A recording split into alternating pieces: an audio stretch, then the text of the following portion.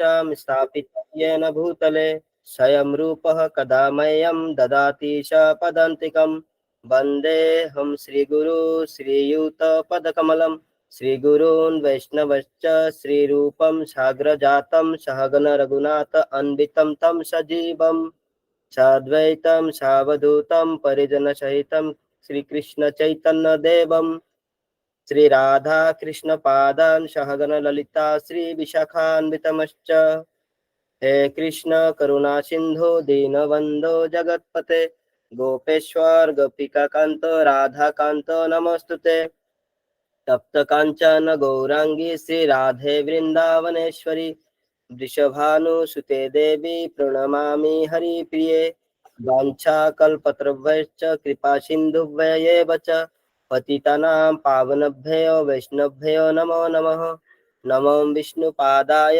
कृष्णपृष्ठाय भूतले श्रीमते भक्ति वेदांत स्वामिनीति नामिने नमस्ते सरस्वते देवे गौरवाणी प्रचारिणे निर्विशेष शून्यवादी पाश्चात्य देशतारिणे जय श्री कृष्ण चैतन्य प्रभु नित्यानंद श्री अद्वैत गदाधर शिवासादि गौर भक्त वृंद हरे कृष्णा कृष्णा कृष्णा हरे हरे हरे राम राम राम हरे हरे।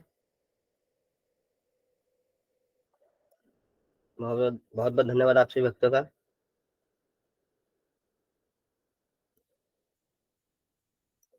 तो अभी हम तो हरे कृष्णा जो प्रेजेंटेशन है वो शेयर कर रहे हैं।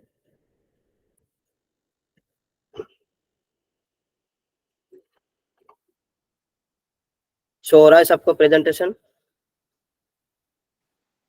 हरि बोल प्रभु जी। यस प्रभु जी।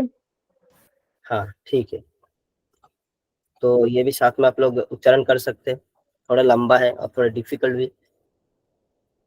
मंत्र 8 श्री ईशोपनिषद मंत्र 8 सप्रयाग चुक्रम अकाम अभ्रणम अस्मान वीरम शुद्धम अपाप विद्धम कबीर मनीषी परेवु स्वयंभू यथा तत्थत अर्थन वेदधा शाश्वतीभ्य समभ्य। श्लोक अनुवाद श्रीला प्रभुपाद जी द्वारा। जगत गुरु श्रीला प्रभुपाद की जय। ऐसे पुरुष को सही सही जानना चाहिए कि वे सबसे महान पूर्ण पुरुषोत्तम भगवान कौन है, जो अधेयधारी सर्वज्ञ अनिद्ध सिराव से विहीन शुद्ध अदूषित आत्मनिर्भर दार्शनिक और जो अनादि काल से हर एक की इच्छा पूर्ति कर रहे हैं। यहाँ पे कह रहे ऐसे पुरुष को, यानी जो सही से जानना चाहिए सबसे महान पूर्ण पुरुषोत्तम भगवान कौन है, यानी जो भगवान के खोज तो कर रहे और थोड़ा बहुत जान भी चुके हैं, उनको भी सही से ही जानना चाहिए। एक तो जानना होता है और एक सही जानना होता है, इसीलिए बोल रहे कि उनको सही से ही जानना चाहिए। यानी ये बात हो रही है जो भक्ति में लोग आ जाते हैं उनकी बात हो रही है यहाँ पे, कि पूर्ण पुरुषोत्तम भगवान कौन है, जो अदेहधारी है। ठीक है, अदेहधारी देखिए मैंने नीचे जो शब्द यहाँ पे यूज हुए हैं, अदेहधारी सर्वज्ञ शिराव से सबका मैंने नीचे मतलब लिखा है, तो एक एक करके हम इस मतलबों को समझेंगे। अदेहधारी मतलब जिनके शरीर हमारे शरीर जैसे भौतिक नहीं है। अदेहधारी मतलब यही नहीं होता कि उनका शरीर है ही नहीं, मतलब उनका शरीर भौतिक नहीं है हमारे जैसे। भगवान का शरीर चिन्मय है ना, सत चित आनंद से बने हुआ चिन्मय शरीर है। अलग अलग योनि में अलग अलग शरीर होता है, अलग अलग योनि में देखेंगे अलग अलग शरीर होता है। जैसे पशु योनि में अलग शरीर, हमारे अलग शरीर, तो हमने कुछ शरीरों के डिटेल्स नीचे दिया है। जैसे मनुष्य शरीर होता है, ये कर्म शरीर होता है, ये कर्म प्रधान होता है, यानी जैसे कर्म करता है वैसे उसको फल मिलता है, यानी कर्म करने के लिए बनाया गया शरीर, ऐसा शरीर। पशु शरीर जो होता है वो भोग शरीर होता है, यानी उनका शरीर जो भोग करने के लिए बनाया गया है, वो लोग भोग करते हैं, भोग करना है उनका एक्चुअली कर्तव्य या जो भी है, क्योंकि उनको वही ऐसे शरीर में उनको रखा गया है। फिर जो एक जो नरकवासी होते हैं उनकी यातना शरीर होती है। यातना शरीर क्या होता है, जो जैसे कोई मृत्यु हो जाती है तो क्या होता है, उनको यमराज जी के पास लेके जाया जाता है ना। तो वहाँ पे जब पाप ज्यादा करते तो उनको क्या होता है, जब ये भौतिक शरीर तो यहाँ पे रह जाता है, तो जो कर्म फल उनको मिलेगा, जो उनको सजा मिलेगी, उसके लिए तो शरीर तो होना चाहिए, नहीं तो कैसे होगा फिर। इसीलिए उनको यातना शरीर प्रदान किया जाता है। और ये शरीर क्या होता है, जब मृत्यु हो जाता है जमदूत क्या करते हैं, उनको लेके जाते हैं, 13 गांव पार करके जाते हैं। है ना, 13 गांव, इसीलिए 13 भी होता है। और एक एक दिन में एक एक गांव पार करते हैं, और एक गांव बहुत ही खतरनाक गांव होता है, ऐसा नॉर्मल गांव नहीं होते। ये गांव क्या होता है, उसमें किसी गांव में आपको पूरा कोयले जैसे मतलब कोयले का आग होता है, उसके ऊपर से चल के जाना पड़ेगा। किसी गांव में आपको गर्म रेत होता है, उसके ऊपर चलना पड़ेगा। किसी गांव में ऐसा कि हिंस्र जंगली पशु आपको काटेंगे, है ना। ऐसा ऐसा 13 गांव होता है, फिर 13वें दिन जाके वो पहुंचते हैं यमराज के पास। तो ये यातना शरीर होता है, उनका अलग शरीर होता है, हमारे जैसे शरीर नहीं होता। तो ये शरीर का दो ऐसा है गुण है, इसको अवगुण भी कह सकते हैं हमारे दृष्टिकोण से। एक तो पहला, ये जो शरीर है बहुत संवेदनशील होता है, यानी सेंसिटिव होता है। ऐसा हमारे शरीर में कोई भी कांटा घुस जाए या कोई भी थोड़ा दर्द होता है, हमें जितना महसूस होता है दर्द, ये शरीर में उससे कई गुना ज्यादा दर्द महसूस होता है। यानी आपको अगर कोई एक थप्पड़ मारा, तो हम नॉर्मली देखते हैं कि किसी को थोड़ा ज्यादा दर्द होता है, छोटे बच्चे को ज्यादा दर्द होता है, जो बड़े होते हैं उनको थोड़ा कम दर्द होता है, ऐसा मतलब होता है। लेकिन ये शरीर में क्या होता है, ये तो मनुष्य जीवन में जितना दर्द होता है उससे कई गुना ज्यादा दर्द होता है, यानी बहुत सेंसिटिव होता है। यानी थोड़ा सजा मिलेगा तो उसको बहुत ज्यादा दर्द होगा। और ये शरीर जो छूटता नहीं है, मनुष्य शरीर क्या होता है, एक लिमिट के बाद दर्द सहन करने के बाद फिर वो मर जाता है, खत्म हो जाता है। लेकिन ये शरीर जब तक आपका सजा नहीं खत्म होगा तब तक आपको सिर्फ भोगना पड़ेगा, यानी सजा आपको भुगतना पड़ेगा, शरीर आप छूट नहीं सकते। यानी जैसे मान लीजिए यहाँ पे क्या हुआ, आपका इच्छा अपने सुसाइड कर लिया। प्रभु जी सॉरी सॉरी, मैं बीच में इंटरप्ट कर रही हूँ। वो जो आप बोल रहे हैं ना कंपेयर में, कौन सा शरीर ये जरा मेरा मिस हो गया, बताइए ना। मनुष्य शरीर के साथ किसको कंपेयर कर रहे हैं आप? नहीं, मनुष्य शरीर जो हमारा नॉर्मल शरीर है ना, इसकी बात हाँ कर रहे हैं, हाँ, है उसके ना। अलावा जो आप बोल रहे हैं ना दूसरे शरीर के साथ कंपेयर कर रहे हैं उसको। हाँ, वो मैं ये कह रहा हूँ, नरकवासी जब कोई पापी लोग मर जाता है तो उनको जो शरीर मिलता है यातना शरीर होता है, यानी उसमें यातना मिलता है, यानी उनको सजा मिलता है, उसके लिए अलग शरीर होता है। क्योंकि जो भौतिक शरीर यहाँ पे छूट गया और मन बुद्धि अहंकार आत्मा के साथ चला गया, तो उसको भी कष्ट देने के लिए एक अलग से शरीर मिलता है वहाँ पे। जैसे कई बार देखेंगे, आप स्विमिंग पूल में गए तो आपको अलग ड्रेस एक दिया जाता है, उसमें स्विमिंग पूल में आपको तैरने के लिए अलग स्विमिंग ड्रेस दिया जाता है, क्योंकि नॉर्मल शरीर में आप नहीं कर सकते, है ना। तो इसीलिए वहाँ पे भी यातना शरीर होता है, वो अलग से उनका शरीर प्रदान किया जाता है, जो भी आपने किया उसको फल भोगने के लिए। तब ये जाते हैं जब ये, तो 13 गांव पार पार करके जाते हैं, और एक एक गांव एक एक चीजों से सजा दिया जाता है कि गांव में, जैसे किसी गांव में आपका पूरा गर्म रेत रहेगा, किसी गांव में कोयला बिछा हुआ रहेगा, गर्म कोयला, उसके ऊपर से चल के जाना पड़ेगा। किसी गांव में आपको पशु छोड़ दिया जाएगा जो आपको काटेंगे, है ना। ऐसे अलग अलग तरीके का आपको गांव पार करके जाना होता है। 13वें दिन जाकर यमराज के पास पहुंचते हैं, और इसीलिए हमारे सनातन संस्कृति में 13वीं का है। तो उस दिन क्या, तो वहाँ पे डिसीजन होता है कि क्या कौन से योनि प्राप्त कर, जो भी है। ये बहुत ही गहरा साइंस है, हम सिर्फ इसको बताने के लिए थोड़ा बहुत ओवरव्यू दे रहे।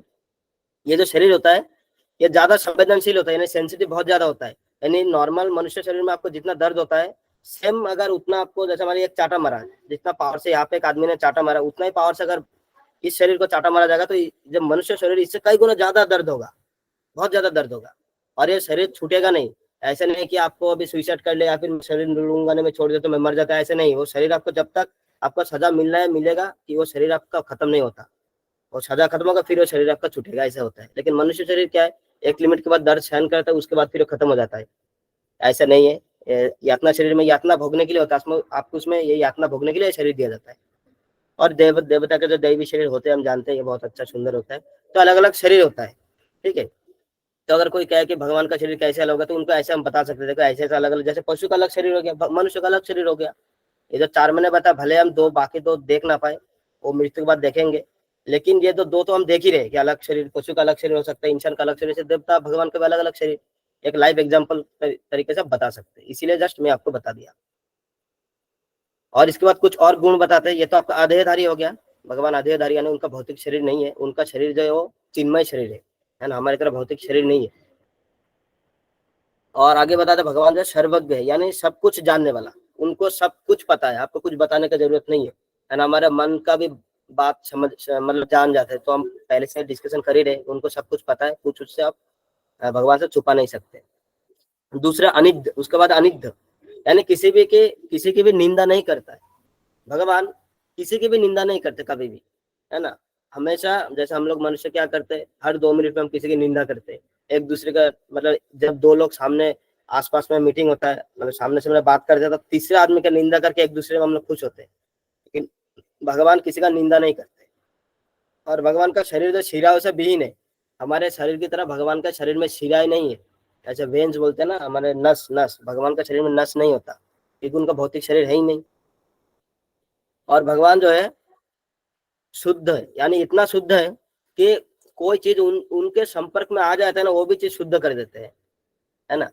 मतलब जैसे भगवान को, चलिए दूर की बात, आप भगवान का शक्ति को देख लीजिए, है ना। जो सूर्य है, सूरज है, सूर्य है, वो अनादिकाल से इतना गंदा पानी सोख रहे हैं, इतना कुछ कर रहे हैं, लेकिन कभी ऐसा नहीं हुआ कि सूरज में बदबू आ गया, है ना। इतना पानी वो सोख ले रहे हैं दुनिया से, इतना समंदर से लाखों करोड़ गैलन पानी लेता है डेली डेली, लेकिन कभी ऐसा थोड़ी हुआ कि गीला हो गया सूरज, नहीं। तो ऐसे भगवान वो शुद्ध इतना है कि उनके कांटेक्ट में आने वाला हर चीज शुद्ध हो जाते हैं, इसलिए उनको परम शुद्ध कहा जाता है।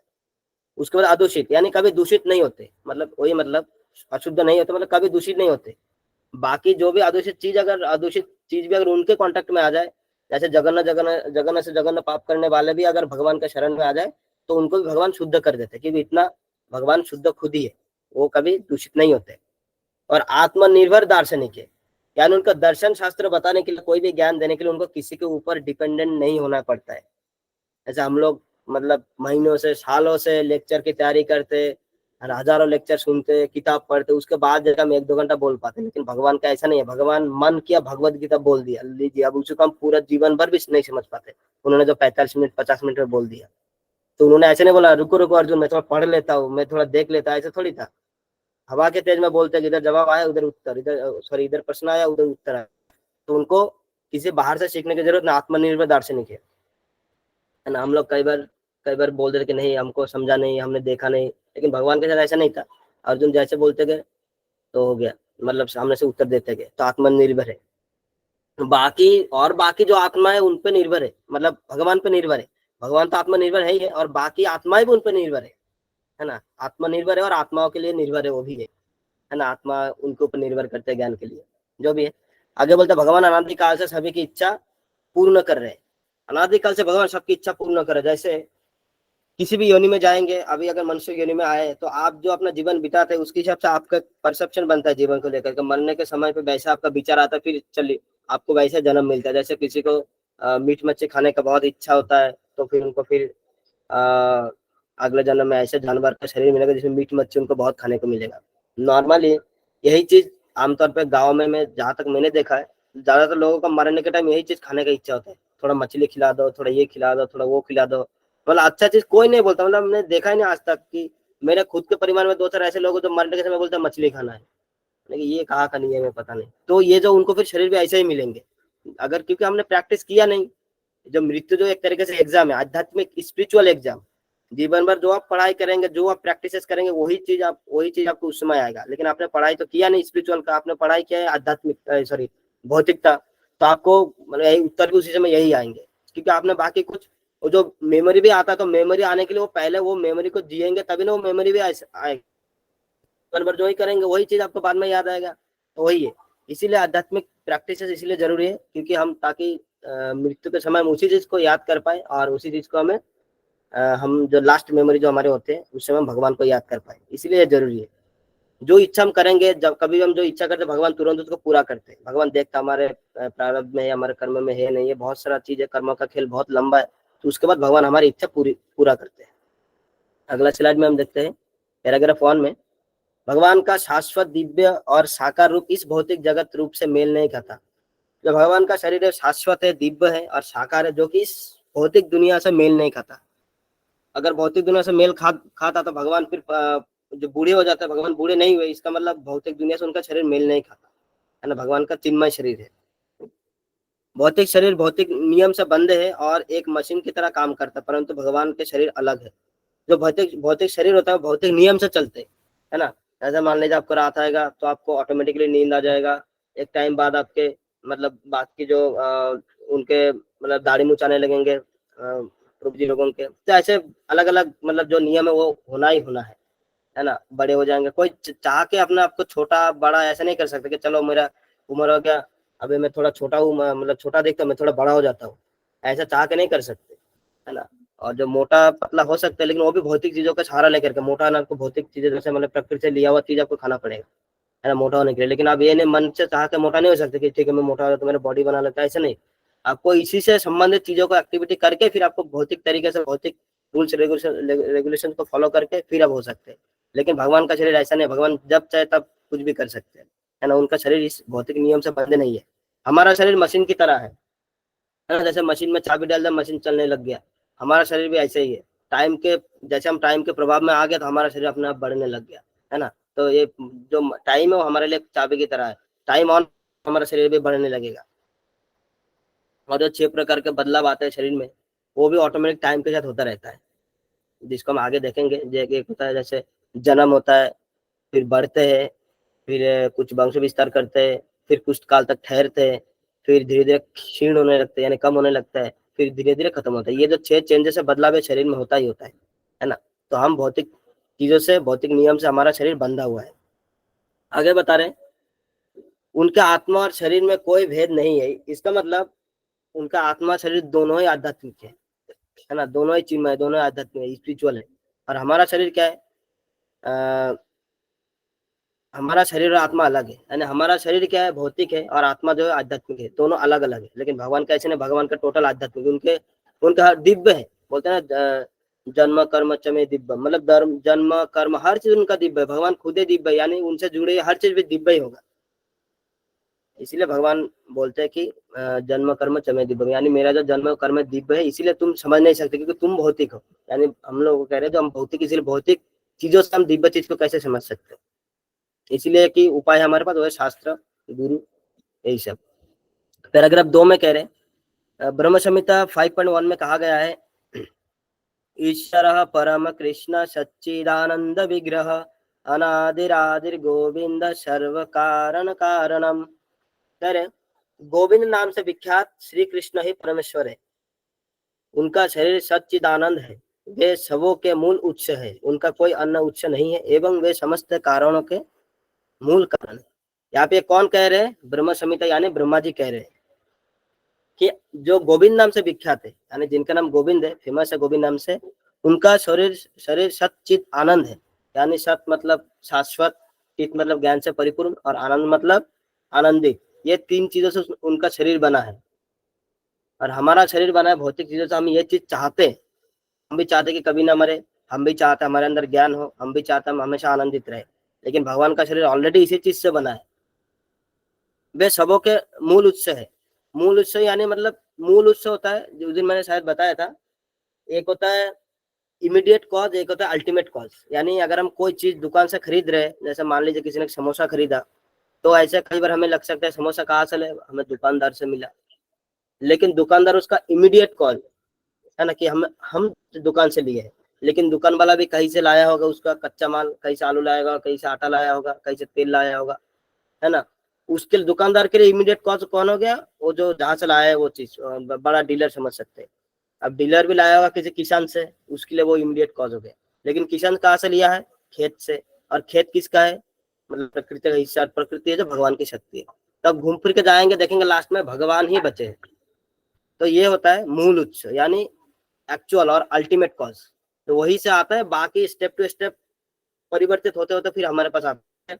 अब घर में बैठे हैं तो आपको कई मतलब छत में कोई छेद है, उसमें से थोड़ा सा आपका रोशनी आ रहा है, तो नॉर्मल लोग समझेंगे, जिनको मतलब छोटे बच्चे समझेंगे, अरे मतलब ये जो रोशनी है ये छत से आ रहा है। लेकिन ऐसा नहीं है। आप जाएंगे रोशनी को पकड़ तो जाएंगे तो देखेंगे वो जो सूरज की वहां से रोशनी आकर फिर आपका छत के माध्यम से अंदर घुस रहा है।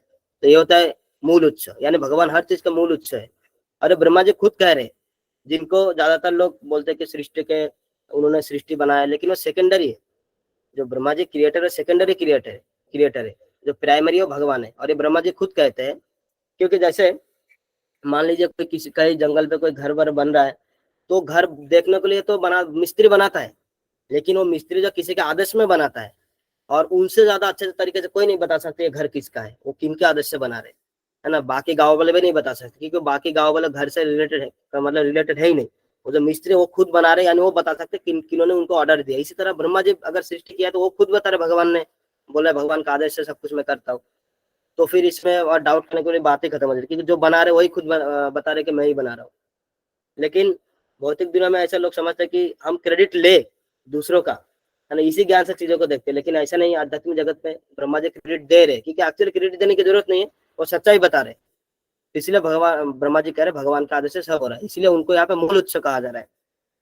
उनका अन्य कोई उत्स नहीं है, और उनका कोई उत्स नहीं है ना। जैसे मिट्टी से आया, मान लीजिए वो आलू मिट्टी से आया था, ठीक है। अभी अब इसके पीछे क्या बोले, मिट्टी में कहाँ से आया, है ना। तो क्योंकि मिट्टी भगवान का है, उसमें बीज डाला गया तो उसमें से मतलब ऑटोमेटिक आया, तो भगवान का किया मतलब किया कराया है सब कुछ। तो भगवान का कोई और उत्स नहीं है कि भगवान कहाँ से आए थे, नहीं, भगवान हमेशा से है, उनको आने की जरूरत नहीं है, वो मूल उत्स है। और समस्त कारणों के कारण, यानी जो भी चीज घटित हो रहा है इस दुनिया में, वो सब कुछ के कारण जो है भगवान है, कहीं ना कहीं डायरेक्टली इनडायरेक्टली उनकी वजह से हर चीज होता है, इसलिए उनको समस्त कारणों के कारण कहा जाता है। वैदिक शास्त्रों में कहा गया है भगवान का शरीर दिव्य और प्रकृति के तीनों गुणों से परे है, इसीलिए कभी कभी भगवान का निर्गुण कहा जाता है। भगवान का जो शरीर है वैदिक शास्त्रों में उसको दिव्य कहा गया और प्रकृति के तीनों गुण से ऊपर है। दिव्य मतलब डिवाइन, है ना। प्रकृति के जो तीन गुण है, सतो रजो और तमो, ये गुण से परे है, गुण के कंट्रोल अंडर में नहीं आते, गुण के मतलब गुण से प्रभावित नहीं होते, इसलिए उनको कभी कभी निर्गुण कहा जाता है। लेकिन कभी कोई लोग निर्गुण का मतलब निकालते, उनके अंदर कोई गुण है ही नहीं, है ना। लेकिन ऐसा नहीं है, निर्गुण मतलब गुण से परे है, गुण उनको बांध नहीं सकता, ना उनको कोई तर्क बांध सकता है, ना उनको कोई गुण बांध सकता है, ना उनको कोई रूल्स रेगुलेशन बांध सकता है, क्योंकि वो स्वराट है, वो अपने इच्छा से हर चीज होता है, और इच्छा के पीछे कोई कारण नहीं होता। इच्छा वो मैंने कर दिया, जिसका मैं क्या कारण बताऊं, कोई कारण ही नहीं इच्छा का। अगले में कह रहे वही ब्रह्म के 5.32 में कहा गया है, अज्ञानी यस्य सकलेन्द्रिय वृत्तमन्ति पश्यन्ति पतिं कलयन्ति चिरं जगन्ति आनंद चिन्मय सदुज्जल विग्रहस्य गोविंदमादि पुरुषं तमहं भजामि। जिनका दिव्य श्री विग्रह आनंद, चिन्मयता तथा सत से पूरित होने के कारण परमोज्जल है, जिनके चिन्मय शरीर का प्रत्येक अंग अन्य सभी इंद्रियों के पूर्ण विकसित वृत्ति से युक्त है, जो चिरकाल से आध्यात्मिक एवं भौतिक दोनों जगतों को देखते पालन करता और उन आदि पुरुष भगवान गोविंद का भजन करता हूँ, उन आदि पुरुष भगवान गोविंद का मैं भजन करता हूँ। कह रहे जिनका शरीर विग्रह दिव्य श्री विग्रह आनंद चिन्मयता तथा सत से पूरित है, जो हमने देख लिया सचित आनंद है ना, सत चित और आनंद से परिपूर्ण है। और ऐसा होने के कारण उनका जो वो परम उज्जवल है, यानी बहुत उज्जवल, अंधेरा नहीं है, भगवान का धाम अंधेरा नहीं है। भगवान बताते हैं क्योंकि मेरा जो ग्लोब है, मेरा जो धाम है, उसमें ना सूर्य भाषा ना चंद्र, ऐसे तो वहाँ पे कोई सूर्य चंद्र नहीं, लेकिन फिर भी हमेशा के लिए वहाँ पे उजाला है। आप देखेंगे जब बाल लीला करते हैं, माखन चुराते हैं, उस समय गोपियाँ कहती है यशोदा मैया से कि तुम्हारे बच्चे मतलब जो है उनका तेज इतना है शरीर का, है ना, तेज से उनका जो शरीर तेज है, शरीर के तेज से सब कुछ दिखने लगता है, उनका इतना शरीर में उनका तेज है। ऐसे गोपी जो होते हैं, गोपी या फिर जो गांव के लोग वृंदावन के फिल्म में ऐसे कंप्लेन करते हैं कि आप उनको एक तो गहना पहना देते हो, ऊपर से उनका शरीर का तेजी काफी है सब कुछ अंधेरे में देखने के लिए। तो भगवान परम उज्जवल है। और आगे कह रहे हैं जिनका चिन्मय शरीर का प्रत्येक अंग अन्य सभी इंद्रियों की पूर्ण विकसित वृत्तियों से युक्त है। इसका मतलब बाकी जो इंद्रिय है वो दूसरे इंद्रिय की वृत्तियों, वृत्ति मतलब एक तरह से उनका कर्म से युक्त है। यानी सीधा भाषा में बोले तो वो अपने नाक से भी मतलब देख सकते हैं, कान से भी देख सकते हैं, आंखों से खा सकते हैं, हाथों से सुन सकते हैं, है ना। ऐसे बता रहे कि एक दूसरा कोई भी एक इंद्रिय दूसरे किसी भी इंद्रिय का पूरा काम कर सकते हैं, पूर्ण विकसित, यानी पूरा काम कर सकते हैं। यानी कि मुंह से वो ज्यादा खाते हैं तो आंख से खाएंगे तो थोड़ा कम खाएंगे, ऐसा नहीं है।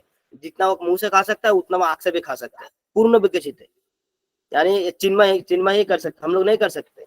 हम लोग नहीं खा सकते कि हम खाना मुंह की जगह हम कान में डाल देंगे तो हम लोग हमारा पेट भर गया, ऐसा नहीं होगा, हमारा डॉक्टर को ले जाना पड़ेगा। ऐसा नहीं है, भगवान के साथ वो पूरा किसी भी शरीर का अंग से किसी भी शरीर के दूसरे किसी भी शरीर का अंग का काम कर सकते हो, जो चिरकाल से आध्यात्मिक एवं भौतिक जगत दोनों जगतों को देख रहे पालन करते, और पालन भी करते देखते भी है। उन आदि पुरुष भगवान गोविंद का मैं भजन करता हूँ। ऐसे आदि पुरुष जो गोविंद विख्यात है उनका मैं भजन करता हूँ, ऐसा ब्रह्मा जी कह रहे हैं। इस मंत्र में शुक्रम का मतलब है भगवान सर्वशक्तिमान। इस मंत्र में सबसे पहले देखिए आप लोग शुक्रम कहा गया, सप्रयागत शुक्रम, इसका मतलब है भगवान जो है, हाँ, वो सर्वशक्तिमान है।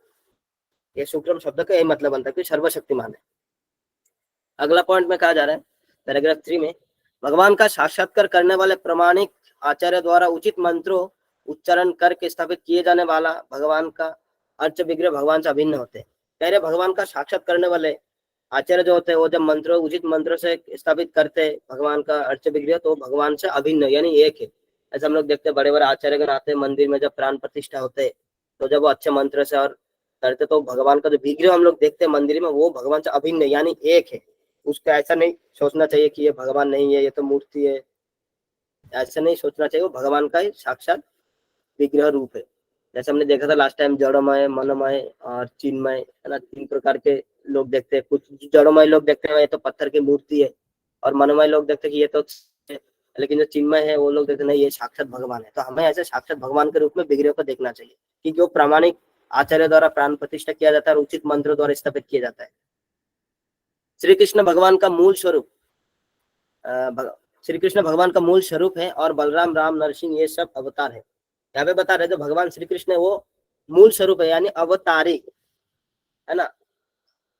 अवतार एक अलग होता है, अवतारी एक अलग होता है। जैसे जो लोग शाकाहार खाते हैं वो लोग शाकाहारी होते हैं, इसीलिए जो अवतार लेते हैं उनको अवतारी कहा जाता है। यानी यहाँ पे भगवान अवतार लेते हैं, किनका? बलराम का, राम का, नरसिंह का अवतार लेते हैं और लेने वाले अवतारी। यानी यहाँ पे भगवान जो श्री कृष्ण अवतारी है और बाकी सब जो भगवान के अवतार है। अवतारी और अवतार में ये फर्क है। अवतारी मतलब मेन होता है, अवतारी मतलब उनके रूप होते हैं। अर्च विग्रह भी भगवान के अवतार है जिसका सेवा करके मनुष्य तुरंत भगवान के नजदीक जाते हैं और भगवान भी उन सेवा को स्वीकार करके भक्तों को आनंद देते हैं।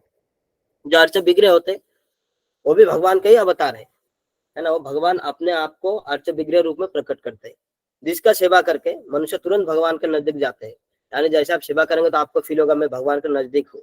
इसीलिए जो अर्च विग्रह होता है वो बहुत ही शुद्धता के साथ किया जाता है। नॉर्मली मूर्ति समझ के किसी भी तरह से नहीं किया जाता, इसलिए उनका बहुत सारा नियम कानून होता है। हम लोग भले पूरा पालन ना कर पाए लेकिन हमारा कोशिश रहता है कि पूरा मतलब करना चाहिए हमें, है ना। तो ये भगवान का ही साक्षात विग्रह होते हैं, भगवान से अभिन्न है, भगवान का अवतार है और भगवान भी ऐसे सेवा को ग्रहण करते हैं और भक्तों को आनंद देते हैं। इसलिए देखेंगे विग्रह सेवा जब भी आप करेंगे तो बहुत आनंद आता है कि मैंने भगवान का सेवा किया, भगवान का सेवा किया। तो ये जो आनंद होता है आध्यात्मिक होता है, ये वही लोग समझ सकते हैं जो लोग भगवान के शरणागति लेते हैं। आगे बता रहे यह अर्च विग्रह आचार्य के निवेदन पर अवतरित होते भगवान के मूल रूप से अभिन्न है। ये जो अर्च विग्रह जो आचार्य थे उनके निवेदन पर अवतरित होते हैं। जो मंत्रों के माध्यम से, प्रार्थना के माध्यम से जो आचार्य होते हैं वो लोग निवेदन करते भगवान से कि आप अवतरित होइए, इसीलिए वो भगवान अवतरित होते हैं। और ये मूल रूप से यानी श्री कृष्ण से बिल्कुल अभिन्न है यानी एक है। आगे बता रहे जिन मूर्खों को ईशोपनिषद के मंत्रों और किसी भी श्रुति मंत्रों का ज्ञान नहीं वे इस अर्च विग्रह को कभी भगवान के रूप में स्वीकार नहीं करते। यहाँ पे प्रभुपाद जी लिखते हैं, जिन मूर्खों लिखते हैं, मैंने नहीं लिखा, प्रभुपाद जी ने लिखा कि जो ईशोपनिषद के मंत्रों को किसी भी श्रुति मंत्रों का ज्ञान नहीं है, जिनको मंत्रों का ज्ञान नहीं है, मंत्र में पढ़ रहे कि भगवान स्वयं है, विग्रह रूप में भगवान स्वयं अवतार हुए हैं, अवतरित हुए हैं, जो हम इस मंत्र में पढ़ रहे, जो उनको ये मंत्र ही नहीं पढ़ा जिन्होंने, वो लोग विग्रह को कभी भगवान के रूप में मानेंगे ही नहीं, है ना। हो सकता है हम में से बहुत सारे लोग ऐसे होंगे जिनको पहले पता नहीं था, हमको भी लगता है चलो भगवान का रूप है इसलिए रूप है इसलिए उनकी सेवा करते। जैसे हम पिताजी के किसी के घर में मतलब फोटो की पूजा करते हैं, लेकिन यहाँ पे ऐसे नहीं बता रहे, यहाँ पे कह रहे वही भगवान ही है, उसको उनका रूप ऐसे मत समझो, भगवान ही समझो उसको। तो जो लोग यही सब मंत्र नहीं पढ़े, नहीं समझे, तो उनको समझ में नहीं आता है कि ये भगवान है और स्वीकार भी नहीं करते और अपनी अपूर्ण दृष्टि शक्ति के कारण इसे सिर्फ भौतिक वस्तु मानते हैं।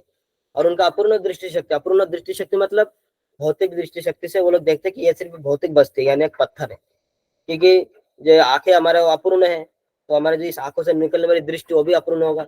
कब पूर्ण होगा? जब हम शास्त्रों को पढ़ेंगे, तब हम चीजों को सही ढंग से सुनने के मतलब सही ढंग से समझेंगे। लेकिन हम शास्त्र चक्षु से यानी शास्त्र के दृष्टिकोण से नहीं देखते, हम लोग अपने भौतिक आंखों के दृष्टिकोण से, यानी हमारा जो समझ होता है सीमित बुद्धि, हमने पढ़ा था, हम जो सीमित बुद्धि से समझते हैं तो हम उसी दृष्टिकोण से सब कुछ समझने का प्रयास करते हैं, इसीलिए हमें भौतिक वस्तु के समान प्रतीत होता है। आगे बता रहे वे लोग नहीं जानते कि भगवान सर्वज्ञ है और सर्वशक्तिमान है, इसीलिए कभी भी आपको आध्यात्मिक से भौतिक और पुनः भौतिक से आध्यात्मिक में रूपांतरित कर सकते हैं। वैसे लोग नहीं जानते कि भगवान जो है वो सर्वज्ञ है यानी सब कुछ जानते हैं, इसीलिए सर्वज्ञ और सर्वशक्तिमान भी, इसीलिए कभी भी अपने आप को आध्यात्मिक से भौतिक कर सकते हैं, यानी कभी भी आध्यात्मिक से अचानक भौतिक रूप धारण कर सकते हैं। जैसे यहाँ पे धरातल में आ जाते हैं कि सर्वज्ञ यानी सब जानते हैं, यानी ये जो कला है कैसे आध्यात्मिक से भौतिक बना देते हैं, कला भी उनको आता है, सब जानते, मतलब ये कला भी उनको आता है, और पुनः भौतिक से आध्यात्मिक भी बन जाते हैं, फिर भौतिक आए फिर आध्यात्मिक बन गए। तो ये दोनों चीज में आपस में वो अपने आप को एक तरीके से ट्रांजिशन कर सकते हैं भगवान, क्योंकि उनको ये ज्ञान पता है और ये शक्ति भी उनके पास है, क्योंकि वो सर्वशक्तिमान है, सर्वज्ञ, यानी ऐसा कोई काम नहीं जो वो नहीं कर सकते। आप कुछ भी बोलेंगे, मतलब आप बोल ही नहीं सकते, हम लोग सोच भी नहीं सकते कि ऐसा कोई काम है जो भगवान नहीं कर सकते, क्योंकि सर्वशक्तिमान और सर्वज्ञ जो हमने देखा था, ओमनी प्रेजेंट, ओमनी पोटेंट और ओमनीसिएंट, है ना। आगे बता रहे पैराग्राफ 4 में, भगवद गीता 9वें अध्याय के 11-12 में 11 श्लोक और 12वें श्लोक में भगवान उन मूर्खों के लिए खेद प्रकट करते हैं जो भगवान का इसीलिए उपास करते हैं कि भगवान मनुष्य जैसे शरीर लेकर अवतरित होते हैं, उनको भगवान के सर्वशक्तिमत्ता के विषय में कोई ज्ञान नहीं। देखिए यहाँ पे पहले क्या बताया कि भगवान आध्यात्मिक से भौतिक बन सकते तुरंत, ये शक्ति उनके पास है, लेकिन जो लोग मतलब मूर्ख लोग हैं वो लोग समझते हैं भगवान अगर शरीर लेके इस दुनिया में आ गए तो फिर ये भगवान कैसे हुए, लेकिन उनको नहीं पता कि इस शरीर में आने के लिए भगवान के पास शक्ति है, यानी वो आ सकते हैं, इसीलिए वो आए हैं, इसमें डाउट करने वाली कोई बात नहीं। लेकिन वो लोग सोचते कि आ गए तो इसका मतलब वो भगवान है ही नहीं, क्योंकि वो आ गए और दूसरा मतलब निकालते हैं एक्चुअली, तो भगवान उनका खंडन करते हैं। भगवद गीता 9.11 में कहा गया, अब जानन्ति माम मूढ़ा मानुषिम तनुमाश्रितम परम भावम जानन्त मम भूत महेश्वरम। कह रहे जब मैं मनुष्य रूप में अवतरित होता हूँ तो मूर्ख मेरा उपवास करते हैं, वे मुझे परमेश्वर के दिव्य स्वभाव को नहीं जानते, क्योंकि उनको नहीं पता कि मैं कर सकता हूँ, है ना, इसीलिए मैंने कर दिया, वो लोग मानने को तैयार ही नहीं। जैसे मान लीजिए कोई कई बार कोई लड़का होता है, कोई भी आदमी मतलब एक ऐसा काम कर देता है तो उसके गांव वाले वो एक्सपेक्टेशन रखते नहीं कि ये कर सकता है, लेकिन जब वो कर देता तब वो लोग शुरुआत में मानते ही नहीं, इसने नहीं किया, इसने कॉपी किया होगा या कुछ भी किया होगा, किसी से करवाया होगा, मानने को तैयार ही नहीं होता, क्योंकि उनको पता नहीं होता कि इस लड़के में वो गुण है कि ये वो काम कर सकते, क्योंकि वो आदमी जो उस बच्चे को या लड़के को ढंग से कभी समझा ही नहीं, उनके विषय में जाना है नहीं, इसलिए उनको पता नहीं उसके अंदर क्या क्या शक्तियां है, क्या क्या वो कर सकते हैं। कई बार ऐसा होता है गांव में कि गरीब घर का लड़का भी फर्स्ट डिवीजन आता है तो गांव वाले लोग बोलते नहीं इसने पैसा दिया होगा, कुछ दिया होगा, ऐसा होता है। तो इसी तरह भगवान यहाँ पे बता रहे क्योंकि उनको मेरे दिव्य स्वभाव का पता नहीं है, इसीलिए वो समझते कि मैं ऐसा नहीं कर सकता, परंतु मैं कर सकता हूँ, इसलिए मैंने किया, और वो उनको लगता है कि ये मैं भगवान हो ही नहीं, क्योंकि मैं ऐसा कर ही नहीं सकता। अब जो करता है वो भगवान हो ही नहीं सकता, इसीलिए उनको पता नहीं मेरे स्वभाव के बारे में, यानी जो गुण है, यानी जो शक्ति भगवान के अंदर, उस शक्ति को ये लोग मानते नहीं है, तभी उन्होंने जो किया उसके ऊपर इनका विश्वास भी नहीं है। आगे बता रहे 9.12 में, मोगास मोग कर्माणो मोग ज्ञान विचेत्तसः राक्षसीम आसुरीम चैव प्रकृति मोहिनीम श्रिता। जो लोग इस प्रकार मोहग्रस्त होते हैं वे आसुरी तथा नास्तिक विचारों के प्रति आकृष्ट रहते हैं, यानी ऐसे मोहग्रस्त होते हैं, यानी भगवान के शक्ति को समझने की मतलब समझ ही नहीं पाते, मोह में रहते हैं, वो ऐसे आसुरी नास्तिक, जो आसुरी या नास्तिक टाइप के जो विचार होते हैं ऐसे इनके प्रति आकृष्ट रहते हैं। जैसे भक्त क्या होता है, कहीं भी आध्यात्मिक चर्चा होता है एकदम चले जाते हैं, आप कहीं छोड़ दीजिए, मीठा कहीं छोड़ दीजिए, देखें चीटी कहाँ से चला आता है, इसी तरह होता है।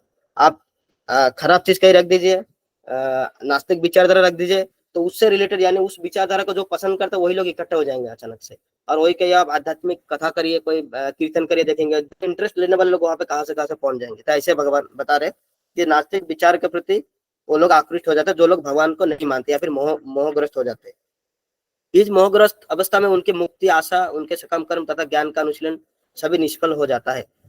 यानी ऐसे मोहग्रस्त लोग जो मुक्ति की आशा करते हैं, है ना, जो सकाम कर्म तथा ज्ञान का अनुशीलन, यानी ये सब जो ज्ञान प्राप्त करने के, यानी बेसिकली कर्मयोग, ज्ञान योग, ये सब की बात कर रहे हैं, कर्मकांड, सकाम कर्म, ये सब की बात कर रहे हैं, ये सब जो अनुशीलन करता है, ये सब करने का जो प्रयास करता है वो सब निष्फल हो जाता है। यानी हमें भगवान जो यहाँ पे सीधा सीधा बता रहे हैं, भगवान जब वृंदावन में आए थे उन्हीं को हमें भगवान मानना ही है। अगर हम सब कुछ कर ले, हमने भगवान को व्यक्ति रूप में माना ही नहीं, तो फिर हमारा ये जो बाकी हम कर रहे हैं, यज्ञ कर रहे, तप कर रहे, दान कर रहे, योगा कर रहे, तपस्या कर रहे, सब हमारे बेकार हो गया। ऐसे देखिए हमें बताया भगवान ने, मुक्ति आशा, जो मुक्ति की आशा करते, सकाम कर्म भी करते, ज्ञान भी है उनके पास, लेकिन उन्होंने भगवान को माना ही नहीं, तो सब बेकार हो गया। जैसे एक एग्जाम्पल है, मैंने कहीं सुना था कि एक घर में एक छोटी बच्ची होती है, वो गणेश जी की पूजा करती है, तो कई बार मतलब भोग लगाते हैं, तो उनके क्या माता जी ने क्या किया, उनको कृष्ण की छोटा सा ऐसा लाके विग्रह लाके छोटा उनके मतलब क्या बोलते हैं, जो ठाकुर जी का घर होता है, मंदिर होता है, घर में छोटा मंदिर उसमें रख दिया। तो अब ये जो लड़की थी, वो लड़की क्या करते, गणेश जी को डेली भोग लगाते थे। अब जैसे अगले दिन देखा, अरे ये और आगे कौन है, ये कृष्ण है, फिर पूछा ये कृष्ण है। तो फिर उन्होंने क्या किया, वो जो प्रसाद था वो प्रसाद लेके गणेश जी के सामने रखा, और जो भगवान के मूर्ति को उल्टा तरफ मोड़ दिया और हाथ ऐसा बांध दिया, कह कि नहीं ये खा जाएंगे, फिर नहीं तो गणेश जी को चढ़ाया, ये नहीं फिर ये कृष्ण जो खा जाएंगे, ऐसे उन्होंने किया। तो ये बहुत बड़ा मतलब एक तरीके से रियलाइजेशन है, बहुत बड़ा अच्छा चीज है। ऐसे देखने को लगता है भौतिक दृष्टिकोण से बांध दिया, कैसे भगवान बांध दिया, भगवान को उधर घुमा दिया, लेकिन हमें ये समझ उस बच्ची में वो विश्वास है कि भगवान ये जो है ये मतलब भगवान मतलब सिर्फ मूर्ति या विग्रह नहीं, ये स्वयं भगवान है। तभी तो उनका विश्वास ये खा सकते हैं, इसीलिए उनको हाथ बांध दिया, मतलब किनका कितना विश्वास है उनके मन में। ये जो विश्वास है ये बहुत जरूरी होता है। बाकी आप ज्ञान कर लिए कुछ भी कर लिए, लेकिन भगवान को जब तक आप विग्रह को नहीं मानेंगे, जब भगवान धरातल में आते उनको आप उपवास करेंगे, तब तक आपका सारा ज्ञान सब कुछ आपका बेकार जाएगा। अगर आपने भगवान को ऐसे दृष्टिकोण से देखा, भौतिक दृष्टिकोण से समझने का प्रयास किया, तो ये जो विश्वास है बहुत जरूरी होता है कि विग्रह जो है वो भगवान ही होते हैं, और जो वृंदावन में आए थे वो भगवान ही थे, साक्षात भगवान थे। ऐसा नहीं है कि कोई दूसरा आ गया है ना, उनके अंदर माया घुस गया, ये ऐसा कुछ नहीं होता है। ये विग्रह ही भगवान है, ऐसा ये जो विश्वास है बहुत जरूरी होता है। आगे बता रहे, भगवान ऐसा अल्प बुद्धि वाले मनुष्य के सामने कभी अपने आप को पूर्ण रूप से प्रकट नहीं करते। तो यहाँ पे बता रहे हैं जो ऐसे जो अल्प बुद्धि वाले हैं, जिनका बुद्धि तो है लेकिन अल्प है, ऐसे मनुष्य के सामने भगवान कभी अपने आप को पूर्ण रूप से प्रकट नहीं करते। इसका मतलब प्रकट तो कर रहे हैं लेकिन पूर्ण रूप से नहीं कर रहे। कैसे कैसे प्रकट कर रहे हैं, सूरज के रूप से, प्रकृति के रूप से अपने आप को प्रकट कर रहे हैं, और मरते समय काल के रूप में भी प्रकट होंगे, लेकिन पूर्ण रूप से यानी जो अपना जो भक्ति जो होता है, भक्ति से संबंध है, वो वैसा वाला कॉन्सेप्ट इनके दिमाग में डालते ही नहीं भगवान। वो जो पर्दा वाला मैंने बताया था वैसा ही समझिए। जितना आप कोशिश करेंगे भगवान को समझने का उतना आसान होगा, और जितना आप इससे दूर जाएंगे तो उतना आपके लिए और आपका जो एक तरीके से आपको जो नास्तिक बुद्धि और स्ट्रांग हो जाएगा, है ना, आपके अंदर अज्ञान और भरता जाएगा, उसी अज्ञान से भगवान को फिर नकार देंगे, और जैसे भगवान को नकारेंगे तो आपका जो नास्तिक बुद्धि और प्रगाढ़ हो जाएगा। तो ये लूप है। इसीलिए हमें शुरुआत से भगवान को विश्वास लेकर चलना है, ताकि कम से कम हम धीरे धीरे वो जो ज्ञान हमें प्राप्त हो, हम भगवान को अच्छी तरह से यानी पूर्ण रूप से हम भगवान को समझ पाए।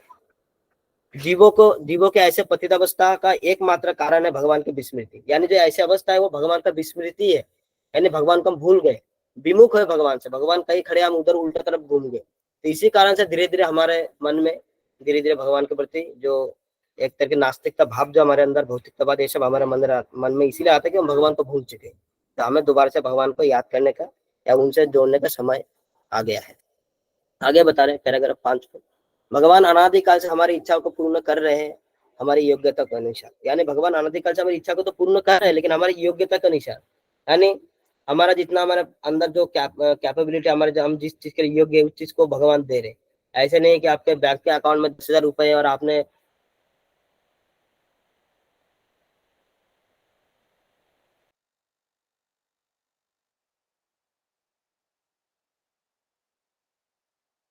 तो कभी पूर्ण करते हैं। हमारी इच्छा पूर्ति के लिए ना केवल हमारी योग्यता चाहिए बल्कि भगवान की कृपा भी आवश्यकता होती है।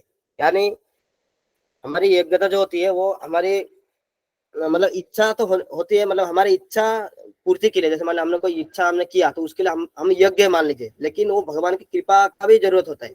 हम इच्छा कर देंगे, ये मतलब योग्यता भी हमारे अंदर, इच्छा भी कर दे तो इसमें भी नहीं होगा, और भगवान की कृपा की भी आवश्यकता होगी, है ना। भगवान कृपा नहीं करेंगे तो हमें नहीं मिलेगा वो चीज, भगवान की कृपा से हमें मिलता है ना। तो कई बार क्या होता है, भगवान अगर देखते भक्तों को देखते तो फिर भगवान भी उनकी इच्छा भी पूरा करते हैं। तो इसका मतलब ये नहीं कि हम फिर इच्छा ही मांगते रहना है कि हम तो भगवान का भक्त बन गए, हमें योग्यता हमने प्राप्त कर लिया, हम मांगते रहेंगे। ऐसा नहीं करना, हमें मांगना ही नहीं है पहली बात तो, लेकिन भगवान हमारी योग्यता अनुसार भगवान पूरा करते रहते हैं। इसलिए कभी भी देखेंगे कोई भी पशु जो है या नॉर्मल मनुष्य भी ना, खाने पीने के अभाव से बहुत कम लोग मरते हैं, बल्कि खाने पीने के चक्कर में ज्यादा लोग मर जाते हैं। मतलब जहर खा लिया, किसी ने उल्टा पुल्टा चीज खा लिया, इस चक्कर में ज्यादा लोग मर जाते हैं।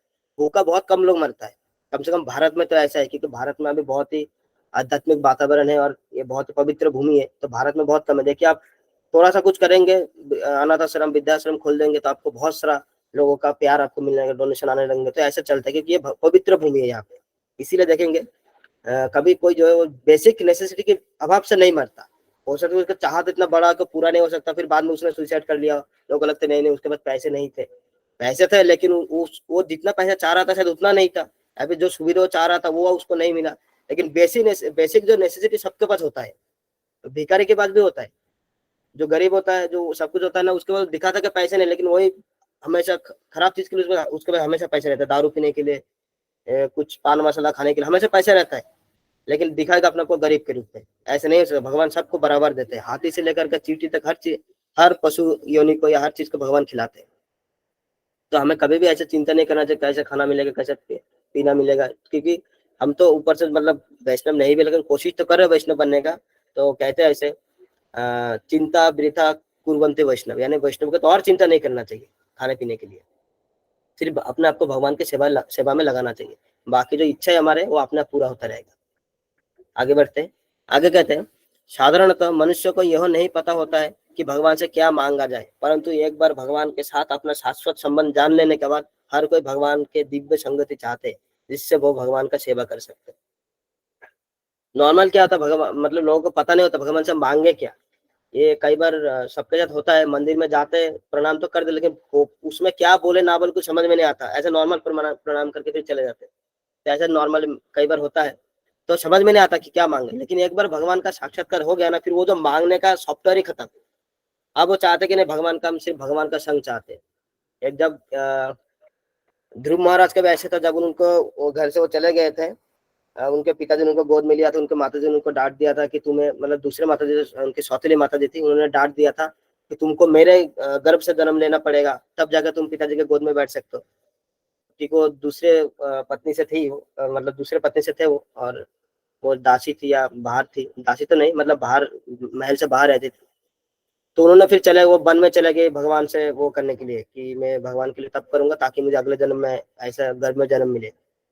तो फिर वो पूरा तप किया बहुत डिटेल्स में, कि पहले पत्ता खाए, फिर पानी पिए, फिर हवा खाए, ऐसे करके रहे। जब भगवान जब प्रकट हो गया तब वो भूल गए कि क्या करना है। फिर बोलते नहीं, मुझे कुछ नहीं थे। जब को मांगने गए थे ग्रह, मतलब ऐसे जन्म या अच्छा बहुत सारा चीज मांगने गए थे, लेकिन बाद में भूल जाते। तो ऐसा एक बार साक्षात्कार होने के बाद ना, हम एक्चुअली मांगना ही भूल जाते हैं कि क्या मांगना था। क्योंकि जो सबसे बड़ा चीज हमें मिल जाता है ना, फिर उसके बाद छोटा चीज मांगने का क्या है ना। छोटा चीज नहीं मांगते, बड़ा चीज हमें मिल गया है, इसलिए वो जो खत्म ही हो जाए। इसीलिए उस समय सिर्फ भगवान का संगति चाहते हैं लोग, हमें आपका साथ चाहिए। भगवद गीता 2.41 में कहा गया है कि लोग भगवान से विभिन्न प्रकार की भौतिक वस्तु या उपलब्धियां मांगते हैं। और कैसे मांगते हैं, ये श्लोक है 2.41 में, व्यवसायत्मिका बुद्धि बुद्धि रेखे हो कुरु नंदन बहुशाखा नंतश्च बुद्ध अव्यवसायिनम। कह रहे जो इस मार्ग यानी भक्ति मार्ग पर चलते हैं वे प्रयोजन में दृढ़ रहते हैं और उनका लक्ष्य भी एक होता है। कुरुनंदन, जो दृढ़ प्रतिज्ञ नहीं है उनकी बुद्धि अनेक शाखाओं में विभक्त रहती है।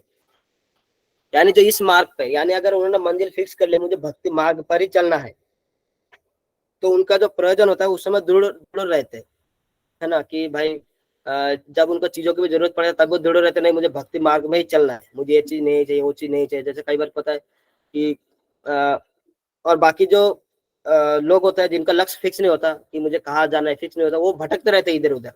और ये भौतिक जगत में भी हम देखते हैं, जिसको जिसको फिक्स है भाई मुझे इंजीनियर बनना है, तो क्या वो इंजीनियर के लिए तैयारी करता है।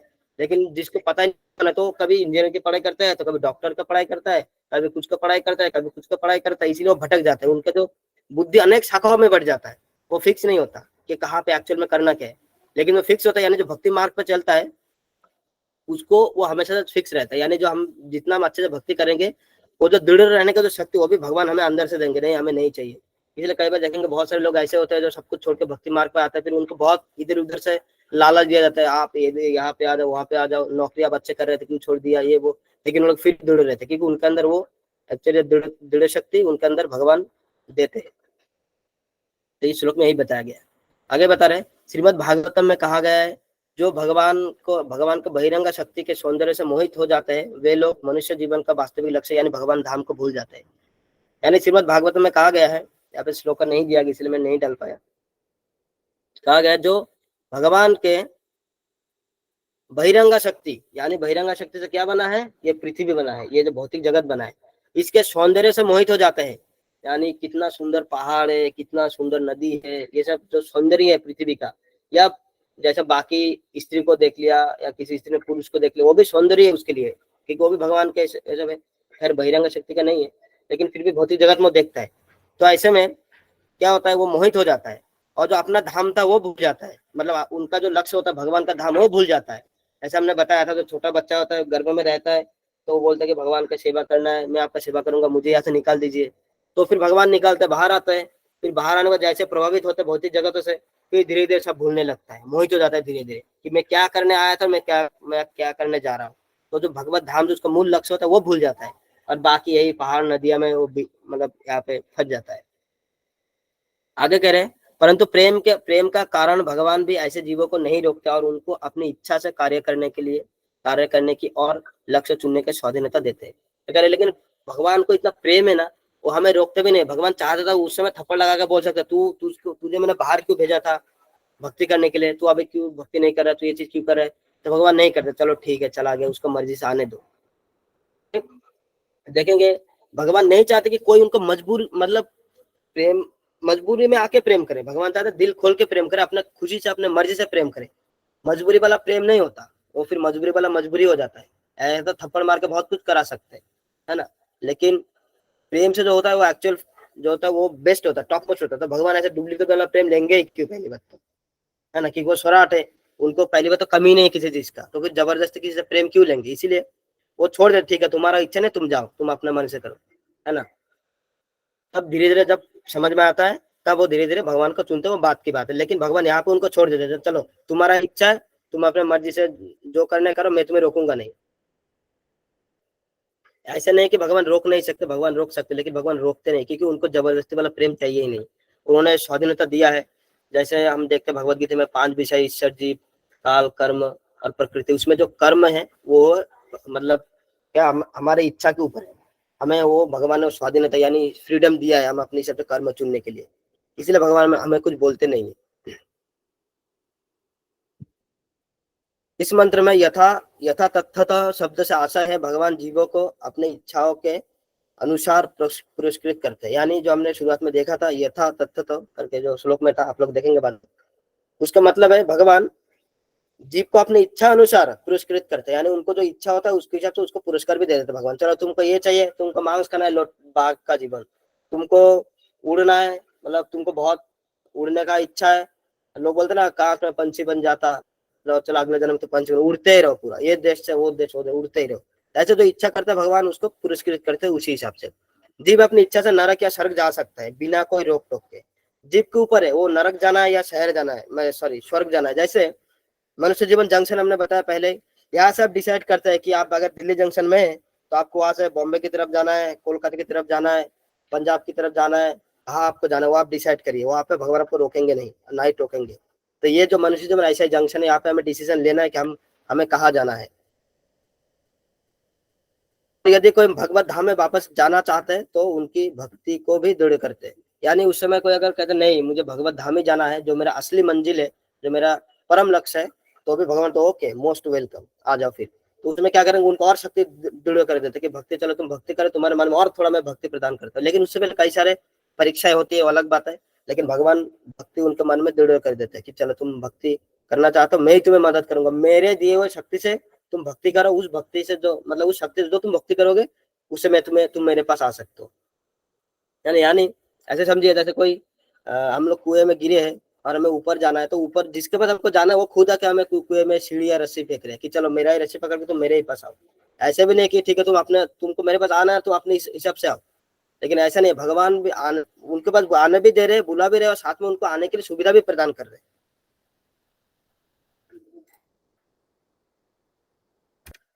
आगे कह रहे पैराग्राफ 7 में, इस मंत्र में परिभु शब्द का अर्थ है सबसे महान।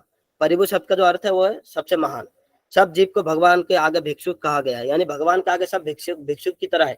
इसीलिए कई बार देखेंगे कुछ भी गड़बड़ी होता है महाभारत में या बहुत सारे शास्त्रों में आता है, कहीं भी कुछ गड़बड़ी हुआ, ब्रह्मांड में कुछ हुआ, देवी देवताओं में लड़ाई हुआ असुर के साथ, क्षीर सागर में पहुंच जाता है सब स्तुति करने के लिए, हमारा ये प्रॉब्लम हो गया, हमारा वो प्रॉब्लम हो गया। तो मतलब सब एक तरह से भिक्षुक के नजर का, भिक्षुक मतलब जो मांगता रहता है हमेशा कि ये दे दो वो दे दो। हम लोग तो मांग ही रहे, हम लोग तो सबसे मांगते रहते हैं, हर देवी देवताओं से मांगते हैं, अच्छी नौकरी दे दो, अच्छी शादी दे दो, अच्छा घर दे दो, पैसा दे दो, शरीर दे दो, रूप दे दो, हम लोग भी मांगते रहते। तो भगवान के सामने सभी को, यानी सब जीव को भिक्षुक कहा गया। यानी यहाँ पे सब जीव मतलब सब आ गए, है ना, कोई भी जीव बचा नहीं, सब आ गए, सबको भिक्षुक कहा गया। यानी जो पेड़ पौधे हैं ये भी है, लेकिन ये भी इस जन्म में नहीं हो सकते, लेकिन किसी जन्म में ये भी थे और आगे भी हो सकते हैं, यानी सब जीव को कहा गया। यदि जीव भगवान के समान होते तो जीव को भगवान से कुछ मांगने की जरूरत नहीं होती। यानी अगर भगवान, सॉरी, जीव जो है वो भगवान के समान होते तो उनको भगवान से कुछ मांगने का जरूरत क्या होता, है नहीं। और मुक्ति को मुक्ति मांगने की भी जरूरत नहीं होती।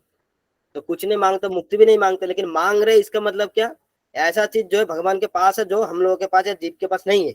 इसीलिए वो भगवान महान है, वो सबसे महान है। इसीलिए परिभू शब्द यूज किया कि वो महान है, क्योंकि आप उनसे मांग रहे हैं। आगे कहा जा रहा है, वास्तविक मुक्ति भगवान के धाम वापस जाना। यानी जो वास्तविक मुक्ति है और भगवान के धाम में वापस जाना वास्तविक मुक्ति है। और बाकी जो ये मुक्ति वो मुक्ति, ब्रह्म ज्योति में चले जाएंगे, निराकार में घुस जाएंगे, निर्विशेषवादी, ये जो भी है सब कुछ है जो टेम्पररी है, ये वास्तविक नहीं है। कुछ समय के लिए हो सकता है आधा अधूरा, लेकिन वास्तविक मुक्ति है भगवान के धाम वापस जाना। अब जेल के अंदर ही है, आप चाहे लोअर सेल में रहे, अपर सेल में रहे, या कभी कभी आप जाके जेलर के साथ टेबल पे बैठ के भी चाय क्यों ना पीजिए, अब है जेल के अंदर। यानी वास्तविक छूटता वही है जो उस जेल से बाहर आ जाए। यानी ये जो पूरा भौतिक ब्रह्मांड से, स्वर्ग नरक, ये सब कॉन्सेप्ट से परे चला जाए, वो होता है वास्तविक मुक्ति। निर्विशेषवाद में जो मुक्ति प्रदान की बात कही गई है वो केवल कल्पना है, वास्तविकता से कोई सरोकार नहीं है। जो निर्विशेषवादी लोग बोलते हैं कि ये मुक्ति प्रदान की बात की गई है ना, तो वो सिर्फ उनसे मतलब वास्तविकता से कोई सरोकार नहीं है। एक्चुअली वो सिर्फ कल्पना है, ऐसा पॉसिबल नहीं है कि हम लोग ज्योति में चले जाएंगे, एक हो जाएंगे, भगवान से अलग हुए तो हम फिर उनसे मिल जाएंगे। जैसे मान लीजिए पेपर का टुकड़ा होता है, उसमें छोटा छोटा टुकड़ा टुकड़ा कर दिया, फिर धीरे धीरे पेपर खत्म हो गया, फिर जब टुकड़ा टुकड़ा जुड़ेंगे फिर वो पेपर मतलब साबुत बन जाएगा, ऐसा नहीं है। तो निर्विशेषवादी इस टाइप का कुछ कॉन्सेप्ट देते हैं, ब्रह्म ज्योति में जाएंगे। ये एक्चुअली मैंने इनके बारे में ज्यादा तो नहीं पढ़ा है, नहीं जानता हूँ, लेकिन इतना जानता हूँ कि वो लोग भगवान को नहीं मानते और ज्योति निराकार यही सब चीजों में वो लोग ज्यादातर रहते हैं। ये शून्य है, सब कुछ है। ये कुल मिलाकर ऐसे कहा गया कि जो वास्तविक मुक्ति चाहता है उनको भगवान की भक्ति करना पड़ेगा। आगे बता रहे हैं, और यह मांगने की परंपरा तब तक चलती रहेगी जब तक जीव भगवान के साथ अपना शाश्वत संबंध नहीं समझ जाता। यानी जो मांगने की प्रकृति है, जो मांगने की परंपरा है, तब तक चलती रहेगी। कब तक? जब तक जीव ये नहीं समझ जाता, क्योंकि जो मेरा जो शाश्वत संबंध भगवान के साथ है, यानी भगवान के धाम में एक बार मैं चला गया तो क्या होगा, वहां पे मुझे मांगने की जरूरत नहीं पड़ेगी, क्योंकि वो मेरा एक्चुअल धाम वही है ना। जैसे ऐसे समझिए कि आपने किराए का घर लिया है, और किराए के घर में रह रहे आपको तब तक पैसा देना पड़ेगा जब आप अपने ओरिजिनल घर में नहीं आ जाते, है ना। कुछ जरूरत होगा तो आपको मकान मालिक से मांगना पड़ेगा, ये दे दो वो दे दो। लेकिन घर में आएंगे वो आप सबका आप ही मतलब सभी आपका ही चीज है, तो आपको किसी से मांगना नहीं पड़ेगा। ऐसे समझिए कि जब तक हम यहाँ पे रहेंगे मांगेंगे ही मांगेंगे, कुछ भी नहीं तो कम से कम बेसिक नेसेसिटी के लिए मांगेंगे। बच्चे का शादी हो जाए, बड़ा चीज भी नहीं तो फिर भी देखेंगे, लोग बोलते हैं कि मेरा कोई बड़ा आशा नहीं है, बस लड़की का अच्छा लड़का से शादी हो जाए, एक अच्छा गाड़ी हो जाए, एक घर हो जाए, और अच्छा लड़के का नौकरी हो जाए। ऐसे करते करते बचता कुछ नहीं है। बाद में सोचने लगते आ रहे हैं और क्या मांगो, मतलब उनका मांग ही खत्म हो जाता है और बोलते मैं ज्यादा कुछ तो नहीं मांगी, लेकिन ये लिस्ट इतना लंबा होता है। तो ये जो मांगने की परंपरा तब तक चलती रहेगी जब तक वो ये जो वास्तविक जो शाश्वत संबंध है भगवान के साथ वो नहीं समझ जाता। आगे कह रहे हैं पैराग्राफ 8 में, भगवान ने केवल वास्तविक आत्मनिर्भर है। हर चीज के लिए भगवान आत्मनिर्भर है। हम लोग अगर चाहेंगे आत्मनिर्भर बनने का, जैसा आजकल कह रहे आत्मनिर्भर भारत, ये भी एक मतलब ढकोसला जैसे है। ये कुछ नहीं है, भगवान को हटा देंगे तो आप आत्मनिर्भर नहीं है। हर चीज के लिए आपको जमीन पे खेत में निर्भर रहना पड़ेगा, जो कि प्रकृति और भगवान का अंश है। तो भगवान का पूरा संपत्ति है, हम लोग बस उसको खेलते रहते उसी को लेकर के, है ना। मिट्टी भगवान के, हम कभी उस मिट्टी से बर्तन बना रहे, तो कभी घर बना रहे, तो कभी नदी में बांध डाल रहे, लेकिन मिट्टी भगवान का है, हम बस बना रहे जा रहे। जैसे देखिए ना, घर में देखिए, आज से ज्यादा नहीं, 2-3-4 पीढ़ी के बाद अभी जो घर का मालिक है ना, जो जमीन का मालिक जो है ना, उस जमीन के मालिक को 3-4 पीढ़ी बाद कुछ जानेगा भी नहीं कि जमीन किसी का था। उस समय जो लोग बोल गए ये मेरा जमीन है, ये मेरा जमीन है, ये मेरा ही है, लेकिन कुछ नहीं, 1-1.5 साल पहले किसी और का था, 1-1.5 साल पहले किसी और का हो जाएगा, जमीन वही है, मालिक बदलते रहते। तो हम लोग आत्मनिर्भर कैसे हो सकते हैं? भगवान का सब संपत्ति वही आत्मनिर्भर, ज्ञान के मामले में भी, शाश्वत तत्व के मामले में भी, और आनंद के मामले में, हर मामले में भगवान जो आत्मनिर्भर है, वो किसी पे डिपेंडेंट नहीं है। और हम लोग हर दृष्टिकोण से आत्मनिर्भर, मतलब किसी भी दृष्टिकोण से हम लोग आत्मनिर्भर नहीं है। हमें थोड़ा बहुत खुशी चाहिए तो फिर नौकरी करते पैसा चाहिए, नौकरी करने लगते हैं। फिर नौकरी के बाद जब हम बोर हो जाते फिर छुट्टी के लिए कहीं घूमने चले जाते हैं, वहां पे जाते हैं। पहली बात तो वहां पे खुशी का कोई गारंटी नहीं होता है कि खुशी मिलेगा भी, कई बार छुट्टी में जाके लड़ाई हो जाता है अलग से। फिर वहां पे 2 महीना घूमते हैं, उसके बाद हमें उधार होता है, फिर हम लोग घर में बाकी जो 10 महीना उसी उधार को चुकाते रहते हैं। ये कहाँ की खुशी है, कैसे खुशी? तो खुशी खरीद रहे, तो इसको आत्मनिर्भर नहीं कहा जा सकता। ये आप लोग खरीद रहे, मतलब कोई भी, हम भी, हर कोई खरीद रहे। उसके बाद कहा जा रहा है बिना कोई प्रशिक्षण के बड़े बड़े असुरों को मारा। देखिए भगवान ने, उन्होंने कोई ट्रेनिंग नहीं, जिम जाएंगे फिर ये बत्रासुर, अगासुर, बकासुर को मारेंगे, नहीं, उन्होंने कर दिया है ना उनको कोई तैयारी था। जंगल में गए, असुर सामने आएगा, मार दिया, है ना। गोवर्धन पर्वत को उठाया, मन किया तो पर्वत को उठा लिया। बांसुरी बजाते हैं, उन्होंने कभी ट्रेनिंग नहीं लिया, है ना। नाचते भी, नृत्य भी करते हैं, कभी कोई डांसिंग क्लास ज्वाइन नहीं किया, हर चीज उनके अंदर से आ रहे हैं। तो ये लोग, हमको समझना चाहिए कि ये सब कैसे कर रहे हैं, वो तो स्किल है एक तरीके से, सब स्किल है। तो अगर वो बिना कोई स्किल डेवलपमेंट के इतना सारा स्किल उनके अंदर डेवलप कैसे हो गया, इसका मतलब अंदर से आता है। हम लोग जाएंगे नाच करने तो हमें नाच देकर बाकी के लोग भाग जाएंगे, लेकिन भगवान के ऐसे नहीं, बाकी के लोग इकट्ठा हो जाता है, कितना बढ़िया नृत्य कर रहे हैं। तो ये आत्मनिर्भर इसे कहा जाता है, जो किसी भी कंडीशन में, किसी भी सिचुएशन में, किसी भी तरीके से किसी पे भी डिपेंडेंट नहीं है, सब अपने अपने तरफ से। सामाजिक बंधनों से ना डरे और चरित्र का भय ना करते हुए रासलीला करते हैं। भगवान ने कभी नहीं कहा कि अरे तुम लोग मेरे से रासलीला करने आ रहे हो, तुम्हारे माँ बाप क्या बोलेंगे, तुम्हारे पति क्या बोलेंगे, ऐसा कभी नहीं बोला। उनको कोई डर ही नहीं है। हम लोग तो कुछ करने से पहले भी डरते हैं, और हमें एक्चुअली में डरना भी चाहिए, कि हम लोग उसके लिए बने नहीं है जो ना डरे, हमें डरना चाहिए। लेकिन भगवान के ऐसा नहीं है कि कोई किसी नियम में आता ही नहीं है। आगे बता रहे हैं,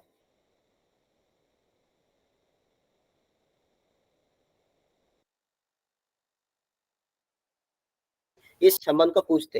हालांकि जो गोपियां तो काम वासना से जाती थी उनके पास, लेकिन ये जो संबंध है इतना पवित्र है, इतना मधुर है, कि चैतन्य महाप्रभु जैसे, जो मतलब माता जी को लोग देख के साथ कितना दूर में रहते थे, ऐसे सन्यासी भी इस संबंध को पूछते हैं कि ये मधुर संबंध है।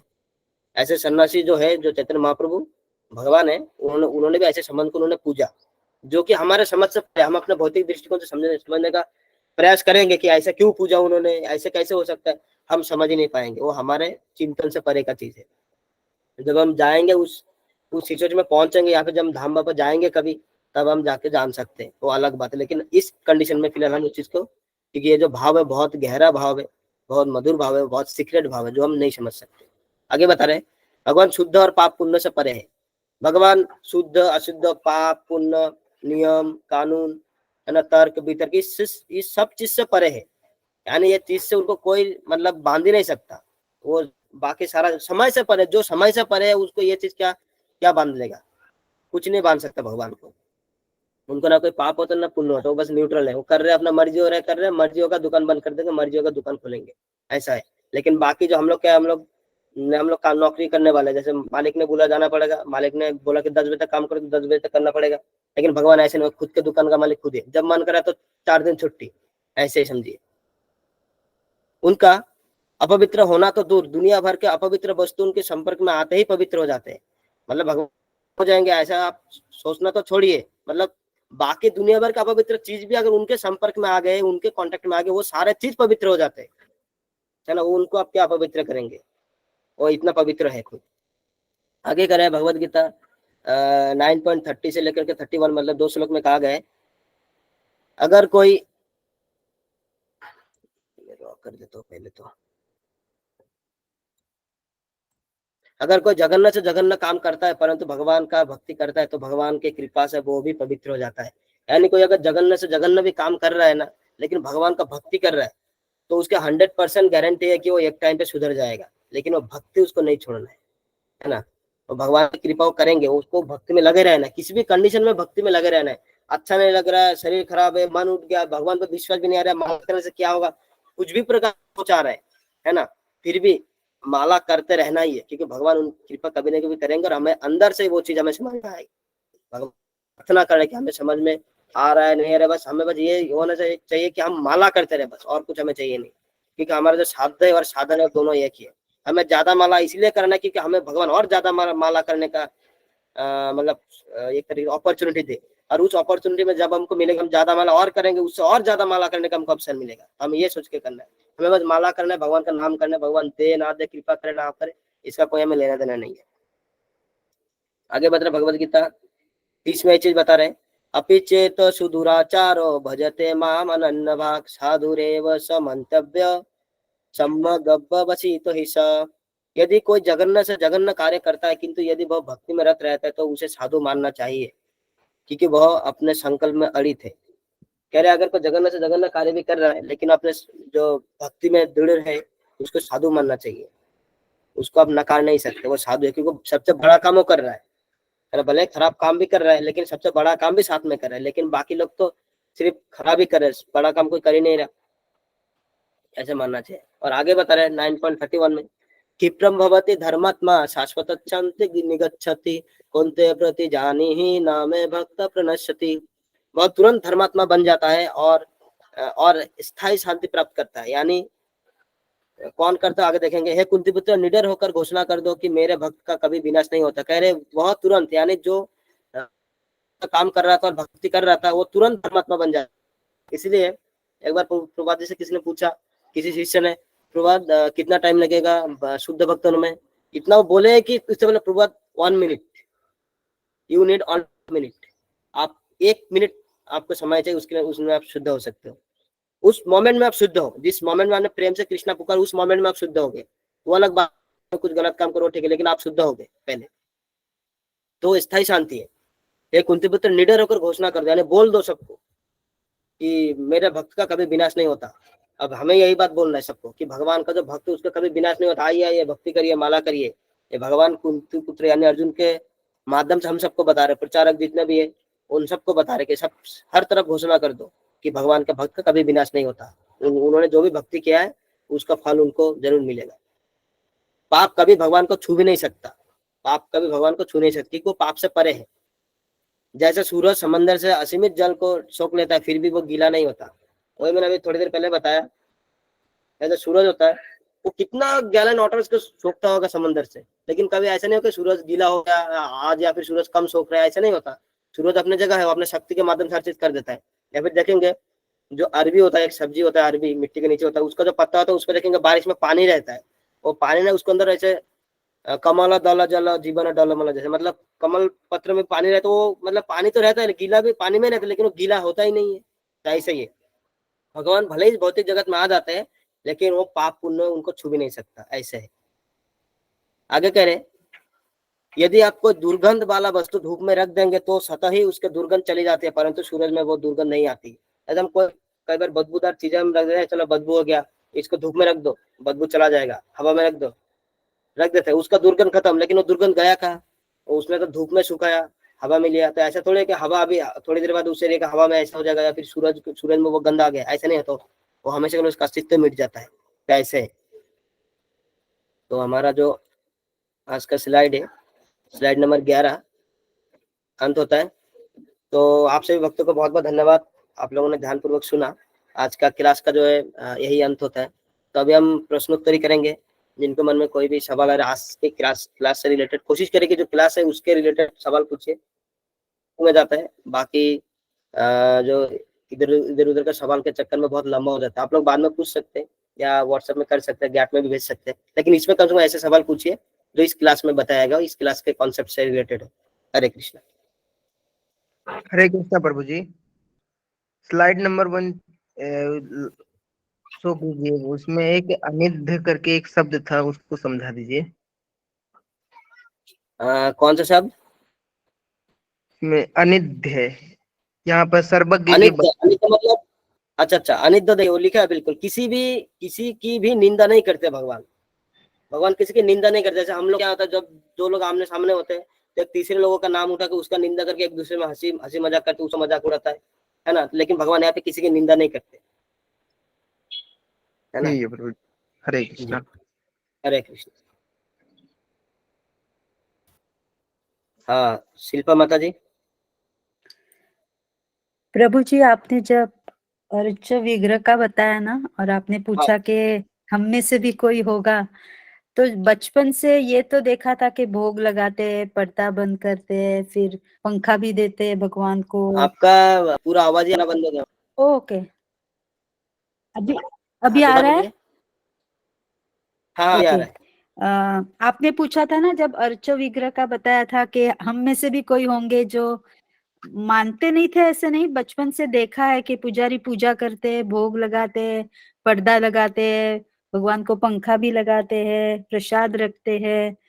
तो हाँ वैसे हाँ तो मालूम था ये पूजा उपासना करते हैं, मगर जब मैं आई हाँ थी और राधा रमन जी का प्राण प्रतिष्ठा हुआ और वो हाँ हाँ जब देखा, तब पता नहीं हाँ भगवान ने दे दी बुद्धि कि क्या, कि तब से ये जो आपने बताया ना कि चिन्मय लोग या जड़मय हाँ लोग, तो आई हाँ फील वो हाँ। ट्रांसफॉर्मेशन मेरा हो गया। आपने पूछा था इसलिए आई थॉट ऑफ शेयरिंग। हरी बोल हरी बोल। हमारे लिए भी प्रार्थना करिए थोड़ा सा फिर। जरूर, हमेशा। हरे कृष्णा, बहुत अच्छी बात है बाजी, बहुत अच्छे, हर किसी को नहीं मिलता है ना। बहुत, ये बहुत बड़ा चीज है कि आपको रियलाइजेशन हो गया, आपको समझ में आ गया। इतना आसान चीज नहीं है ये, है ना। बहुत बहुत अच्छा, बहुत अच्छा। हरी बोल। हरी बोल। हरे कृष्णा। दीप्ति माता जी, नाम आता, जैसे जैसे आता जाएगा मैं पूछा रहूंगा, ऐसे नाम दिख रहा है, पूछिए माता हरे जी। कृष्ण प्रभु जी। हरे कृष्णा। मेरा एक सवाल था कि वो एकलव्य जो था ना, तो हाँ, उसने गुरु द्रोणाचार्य की मूर्ति बना के कैसे शिक्षा प्राप्त की थी? एक्चुअली वो तो पहले गए थे उनके बाद द्रोणाचार्य के पास सीखने के लिए, लेकिन उन्होंने देखा कि इनका इसके अंदर वो गुण नहीं है, या फिर ये फ्यूचर में जाके इस गुण का दुरुपयोग करेगा, जो शिक्षा उसको मिलेगा, जो ट्रेनिंग जो मिलेगा उसको, उसका खराब के लिए यूज करेगा, लोगों के नुकसान के लिए, इसलिए उनको मना कर दिया था। फिर उन्होंने मूर्ति बनाया, तो मन से उनको गुरु मान चुके थे, तो उनको फिर मूर्ति हाँ। बना के उसे प्रैक्टिस किया। प्रैक्टिस करते करते वो फिर उनके अंदर वो आ गया, प्रैक्टिस करने से आ गया। लेकिन क्या बाद में फिर उन्होंने कुत्ते को शायद मुंह में मार दिया था बाण, जिसके कारण वो कुत्ता बहुत तकलीफ में था। फिर इसीलिए उन्होंने फिर उनका हाथ क्या बोलते उसका अंगूठा मांग लिया था। इसलिए कई बार लोग ऐसा बोलते हैं कि ऐसे कैसे गुरु की उन्होंने, जबकि उनको बिना देखे मतलब उनका मूर्ति लगा के सीख गए। तो एक्चुअली वो निराकारवादी टाइप का वो था कि जो जब आपके गुरु ने आपको मना कर दिया कि आप मत सीखो, फिर आप जबरदस्ती सीख रहे हो, मतलब कि आप अपने गुरु का अवज्ञा कर रहे हो, जो कि नाम का जब हरि नाम जप में जो होता है ना 10 नाम, और उसमें तीसरा अपराध है गुरु का अवज्ञा करना। यानी गुरु ने आपको मना किया, फिर आपने क्यों सीखा। स्किल आपके अंदर हो सकता है, हाँ। इसका मतलब नहीं कि आपके अंदर भक्ति होगा। आपके अंदर स्किल है, आपने सीखा, लेकिन भक्ति नहीं, क्योंकि आपने गुरु ने मना किया करने के लिए, लेकिन आपने नहीं नहीं सुना। इसके ऑपोजिट आप देखेंगे, हनुमान जी चाहे तो अकेले क्या नहीं कर सकते थे, लेकिन इस जन्म में उनको आदेश मिला है कि तुम जाके अर्जुन के रथ पे पता जो क्या बोल झंडा पे बैठे रहो, वो चुपचाप बैठ गए। कभी तो हनुमान ने ये नहीं बोला कि मेरे अंदर इतना सामर्थ्य है, मैं अकेले लड़ाई करके सब तोड़ दूंगा फोड़ दूंगा, उन्होंने नहीं बोला। वो बोले, वो समझ गए कि वो दास स्वभाव में है। लेकिन एकलव्य ऐसा नहीं था, उनको उनके गुरु ने मना किया, फिर भी जबरदस्ती, मतलब एक तरीके से जिद दिखा कर सीखा, जो कि गुरु की अवज्ञा हो गया। उसके अंदर स्किल था पहले से, स्किल हो सकता है सबके अंदर हो, लेकिन वो भक्ति जरूरी है। स्किल मतलब एक तरीके से आप इसको प्रैक्टिकल नॉलेज समझ सकते हैं, लेकिन जो समर्पण, जो भक्ति, अलग चीज होता है। नॉलेज होने से या मतलब ज्ञान होने से नहीं होगा, उसको आप कहाँ यूज कर रहे हैं वो जरूरी होता है। आपने कुत्ते को परंतु निर्दोष प्रभु जी, जब जी, गुरु ने उनको गुरु दक्षिणा मांग ली, तो उसने भी तुरंत अंगूठा काट के दे दिया था ना, तो उसका हाँ समर्पण नहीं है, ऐसे कैसे हम बोल सकते? देखिए, अब क्या है, अब उन्होंने गुरु दक्षिणा मांग लिया, लेकिन पहले तो अवज्ञा कर दिया ना, पहले उन्होंने अवज्ञा हाँ। कर दिया, और कुत्ता को उनको भी कहीं ना कहीं लगा होगा मैंने गलत किया, उन्होंने कुत्ता को मार दिया, वो भी एक गलत था। बाकी उस समय उनको हो सकता है उनके मन में रिस्पेक्ट आ गया होगा, इसलिए उन्होंने दे दिया, अंगूठा दे दिया। और ये भी नहीं सोचा उन्होंने कि ये अंगूठा तो हो सकता है मैं तीर ना चला पाऊँ, ये उनको शायद समझा भी नहीं होगा, ये भी हो सकता है ना। इसका एक आपको मिलेगा, आप यूट्यूब में मारेंगे कि एकलव्य का जीवन ऐसे मारेंगे, उसमें आपको और अच्छे से डिटेल्स में उसमें बताया गया, आप उसको देख सकते हैं। मतलब वो मूर्ति से कोई शिक्षा प्राप्त नहीं ना हुई? मूर्ति को रिस्पेक्ट के लिए रखा था, है ना, कि चलो भाई इनसे मुझे सीखना है, मुझे इनको गुरु बनाना है, तो उन्होंने मूर्ति को ऐसे रिस्पेक्ट के लिए रखा था। क्योंकि कई बार हम भी फोटो रखते हैं, रिस्पेक्ट के लिए फोटो रख देते हैं। कई बार ऐसा होता है कि हम वैसे तो उनसे झगड़ा करते हैं, ऐसे लोग हैं। एक को मैं जानता हूँ, जो भगवान, मतलब भगवान को मानते ही नहीं है, गाली देते हैं, लेकिन घर में उनका जगन्नाथ है और प्रभुपाद जी का भगवत गीता भी उनके घर में है। उन्होंने मुझे फोटो भी भेजा, लेकिन वो मानते नहीं भगवान को। मेरा उनके बहुत लड़ाई होता है, मतलब ऐसे सोशल मीडिया में मतलब ऐसे लड़ाई सोशल मीडिया मतलब तर्क वितर्क चलते हैं, लेकिन उन्होंने मुझे दिखाया, मेरे घर में जगन्नाथ जी भी है और भगवत गीता भी प्रभुपाद जी के उनको अल्टर में है, लेकिन भगवान को मानते नहीं है। अब बताइए, ऐसे ही समझिए, ये भी ऐसे ही है। ठीक है प्रभु। हरे कृष्ण।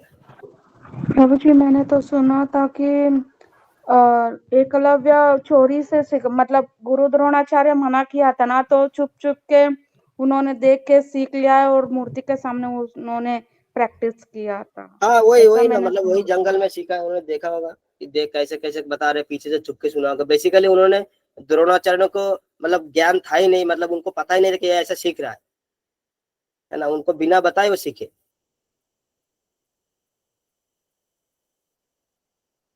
क्योंकि उन्होंने पहले मना किया था, फिर भी वो सीखे। और देखिए गुरु सीखे का मतलब, आदेश का अवज्ञा हो गया हाँ वो। हाँ, वही मैं बता रहा हूँ कि पहले ही उन्होंने गुरु का आज्ञा का मतलब वो कर दिया, अवज्ञा कर दिया।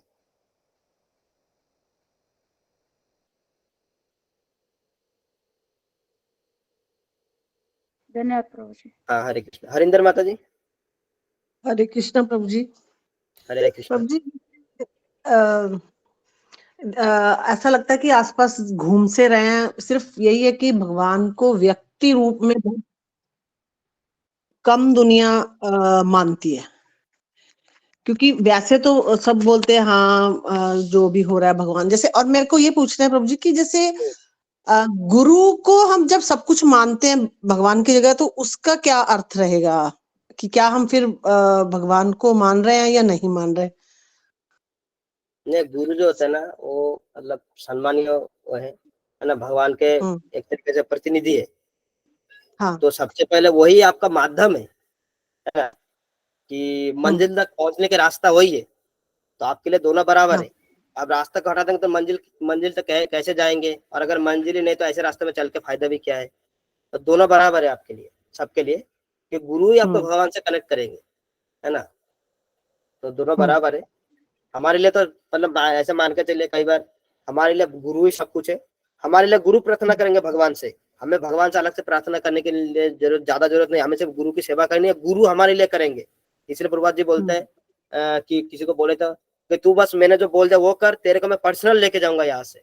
तो ये सबको प्रभुपाद जी ने प्रॉमिस ऑलरेडी कर दिया कि मैं सबको पर्सनल लेके जाऊंगा वैकुंठ धाम, आप लोग मेरा रास्ते को फॉलो करो, बस वही है। मतलब जैसे अगर हम भगवान को ही एज अ व्यक्ति के रूप में वो सब कर रहे हैं, दे रहे हैं पूजा अर्चना जैसे, तो वो हमें मतलब मान सकते हैं कि हमारा भी रास्ता जो है वो वहां तक पहुंच जाएगा। हाँ बिल्कुल, लोग भगवान का जो नवदा विधि आती है, नवदा सेवा जो आती है, नवदा विधि सेवा बोलते हैं, 9 तरीके से, उसमें से आप एक कर लेना कोई भी, मतलब बाकी तो सब बहुत सारे 9 है उसमें, सब कर सकते हैं। लेकिन एक आध क्या है उसमें ज्यादा लोग कर, किसी को कीर्तन अच्छा लगता है, किसी को कथा सुनना अच्छा लगता है, किसी को सेवा मतलब पाद सेवन में अच्छा लगता है, तो कोई वो आपको करना ही है। लेकिन गुरु जो आपको आपका माध्यम है, आपकी पहली सीढ़ी है ना, गुरु आपका पहला माध्यम है। आपको गुरु की भी सेवा करना, भगवान की सेवा करना, दोनों आपको करना है। लेकिन आपको ऐसा नहीं सोचना है कि अब मुझे भगवान से मैं डायरेक्ट आ गया मंदिर में, मैं आ गया, अब गुरु का मैं क्या करूँ, ऐसा नहीं है। क्योंकि आप मंदिर तक आए हैं, मंजिल तक नहीं, है ना। तो वो और गुरु अगर का सिर्फ गुरु से ज्यादा जुड़ गए हैं अगर, मतलब तो वो भी उतना ही देगा फल। हाँ जी हाँ जी। जैसे गुरु से ही हम ज्यादा जुड़ गए हैं, जैसे हम हमारे हाँ हाँ इधर जैसे बिल्कुल हम। बिल्कुल बिल्कुल बिल्कुल। गुरु गुरु से लगाव बहुत जरूरी है, गुरु से प्रेम, गुरु का सम्मान बहुत जरूरी है ना। भगवान देखेंगे ना, आपको वही देखेंगे ना कि भगवान ने गुरु को आपके पास भेजा है, क्योंकि वो आपसे, भगवान को आपसे ज्यादा लगाव उनको, मतलब गुरु, मतलब देखिए भगवान है, अब उनका प्रतिनिधि जो है आपका गुरु है ना। अब उन्होंने फिर आपको शिष्य बनाया, तो भगवान के नजदीक कौन है, गुरु है। अगर आप उनकी अवज्ञा कर देंगे तो भगवान बोला अच्छा मेरा जो प्रतिनिधि तो उसका ही रेस्पेक्ट कर रहा है, तो फिर मैं तो रेस्पेक्ट कैसे कर लेगा। तो ऐसा है। तो गुरु का सबसे पहले सम्मान करिए, गुरु की सेवा करिए, उसके बाद फिर भगवान है। हमें भगवान के बारे में, वही भगवान के बारे में सोचना भी नहीं है ज्यादा कि हम कैसे जाएंगे, क्या करेंगे, हम आएंगे नहीं, हमें बस गुरु की सेवा करना, भगवान का नाम करना है। हम नरक में जाए, स्वर्ग में जाए, कहीं भी जाए, हमें भगवान का नाम करना है। और हमें हमेशा ये करना है कि हमें गुरु की सेवा करने का मौका मिले, और जब भी मौका मिले हमें सेवा करना है। ठीक, हरे कृष्ण। हरे कृष्ण। अरविंद कुमार जी। हरे कृष्णा प्रभु जी। हाँ हरे कृष्ण। मेरा प्रश्न है, जो ये डी ऑप्शन में लिखे हैं देवी देवता के बारे में, तो उनके शरीर में क्या विशेषताएं रहती है? उनके शरीर में विशेष, वो लंबे चौड़े होते हैं, उनके बहुत आभूषण होते हैं, अच्छा अच्छा सेंट आता है उनके शरीर से, जो आध्यात्मिक गुण होते हैं और क्या। ऐसे ही वस्त्र अच्छे अच्छे पहने होते हैं और आनंदित रहते हैं, मदिरा पान करते हैं, यही सब। अब देवी देवता का शरीर ऐसे होते हैं, दिव्य शरीर होता है उनका भी। अच्छा, ठीक है प्रभु जी, हरे कृष्ण। लेकिन है तो इसी भौतिक जगत में ही है, अलग लोक में है। हरे कृष्ण।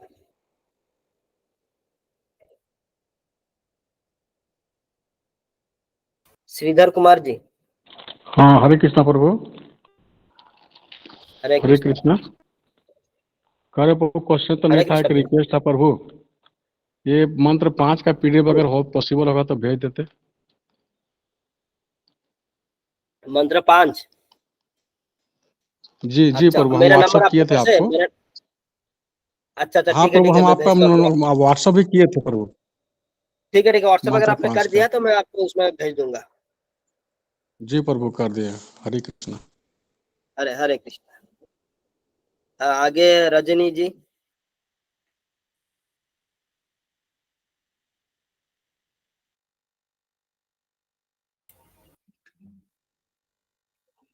हाँ, रजनी जी ने हाथ उठाया था, हाथ अभी चला गया। हरि बोल। हाँ, प्रभु हरे जी, कृष्णा हरे बताइए। कृष्णा। हरे कृष्ण। प्रभु जी, कोई है कि परसों नए दिन 1 जनवरी से स्टार्ट किया है भगवत गीता पढ़ने के लिए।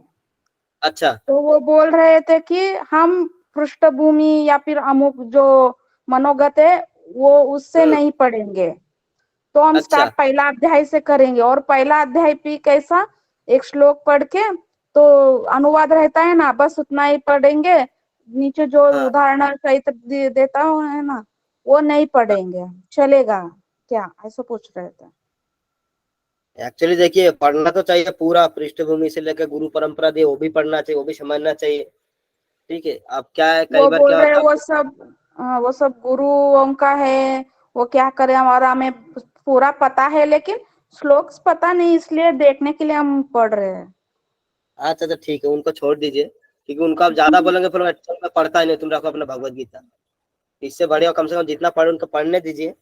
क्या था, शुरुआत हाँ में ऐसा लगता है, कई बार वो विश्वास पूर्ण नहीं होता, तो धीरे धीरे थोड़ा थोड़ा टच करके जाता है, फिर थोड़ा जब अच्छा लगता है फिर थोड़ा और अंदर आता है, फिर थोड़ा ऐसे करके करके अंदर आता है। ये भी सर्कल की तरह है ना, पहले झाँक के जाएगा, अच्छा अच्छा हो रहा है, चलो फिर थोड़ा सा और थोड़ा टाइम देखेगा, ऐसे करके होता है धीरे धीरे। जो भी पढ़े उनको पढ़े, कम से कम शुरू तो किया, ये बहुत अच्छी बात है ना, उनको वो पढ़ने बोल से रहे ज्यादा नियम करोगे विश्लेषण, आप, नए लोग ज्यादा नियम करण में विश्लेषण बांधेंगे बहुत तो फिर दिया हुआ नहीं है। करेगा।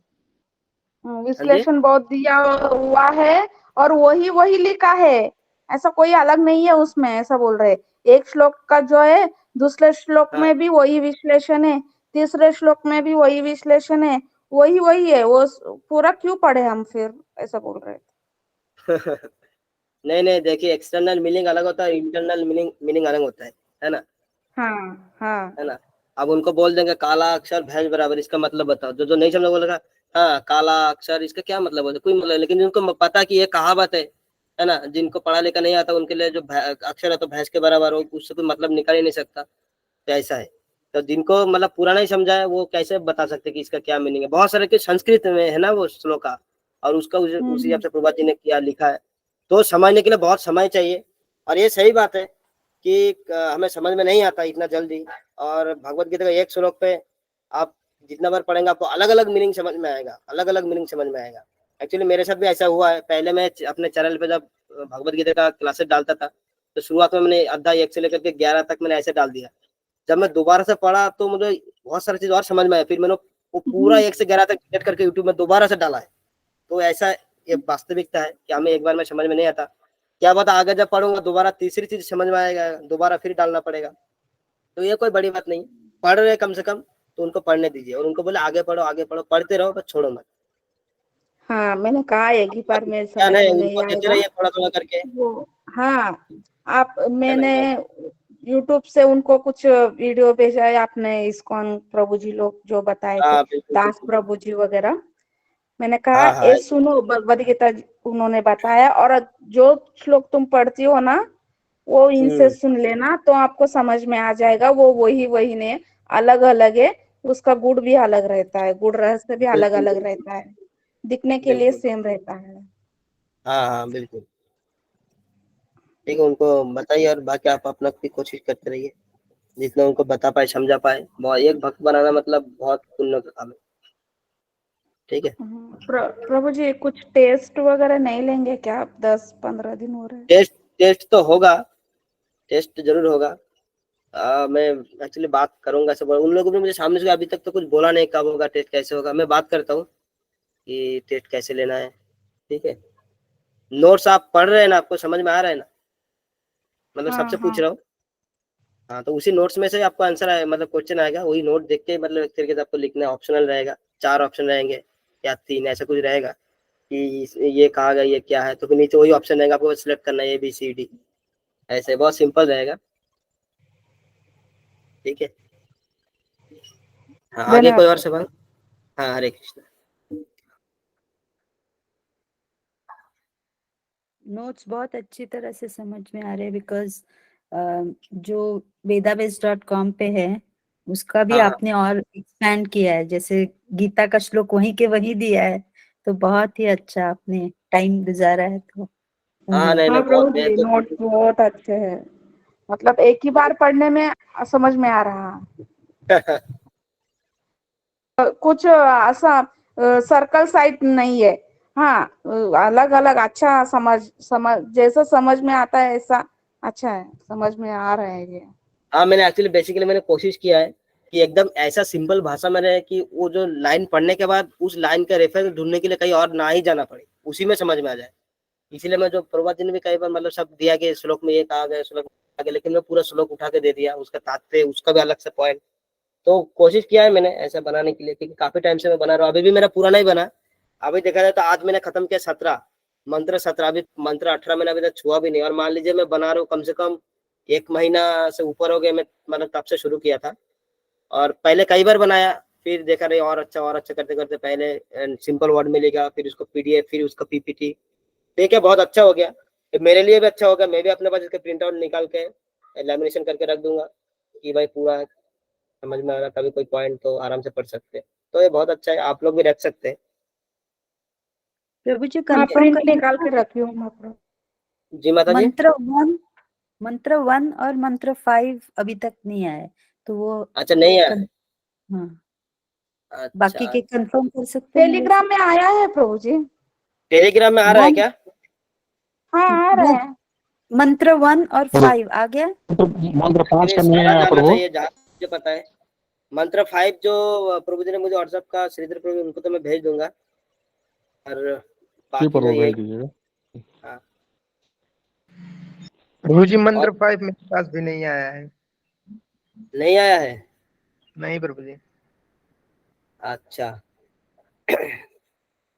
एक काम करूंगा, जो कल मंत्र का 5 सभी को भेजने को बोलिए आज व्हाट्सएप का जो पे। नोट्स रहेगा ना, आज का नोट में ना मैं अपना नंबर दे दूंगा व्हाट्सएप वाला, वो नंबर को आप लोग सेव कर लीजिएगा। ठीक है, कभी भी लगता है कोई नोट्स आपको नहीं मिला तो उस नंबर पे व्हाट्सएप कर दीजिए। ठीक है, आज का नोट्स ठीक में है, रहेगा, नंबर में डाल दूंगा मेरा। ठीक है। ठीक है, और कोई सवाल किसी का?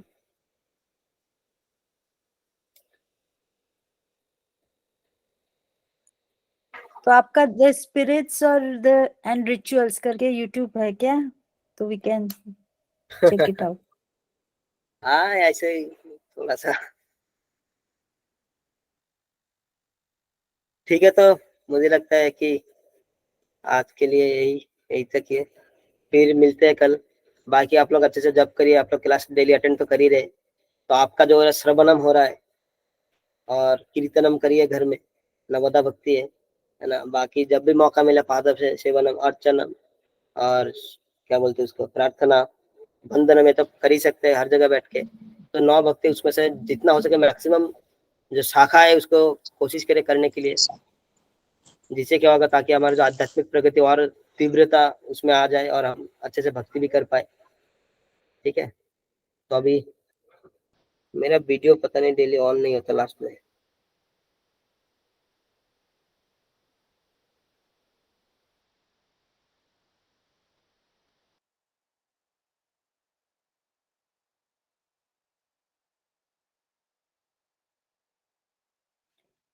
ऑडियो देखिए बंद देखिए है। हमारे साथ बैठे हमारे एक स्टूडेंट है, इनका नाम है भक्त नरेंद्र। ये डेली यहाँ पे बैठ के कथा सुनते हैं।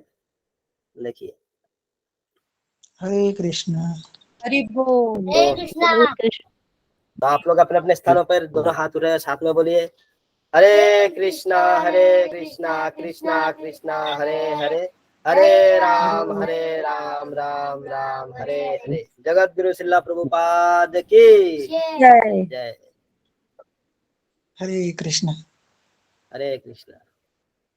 ठीक है, सभी को बहुत बहुत धन्यवाद। हरे कृष्णा।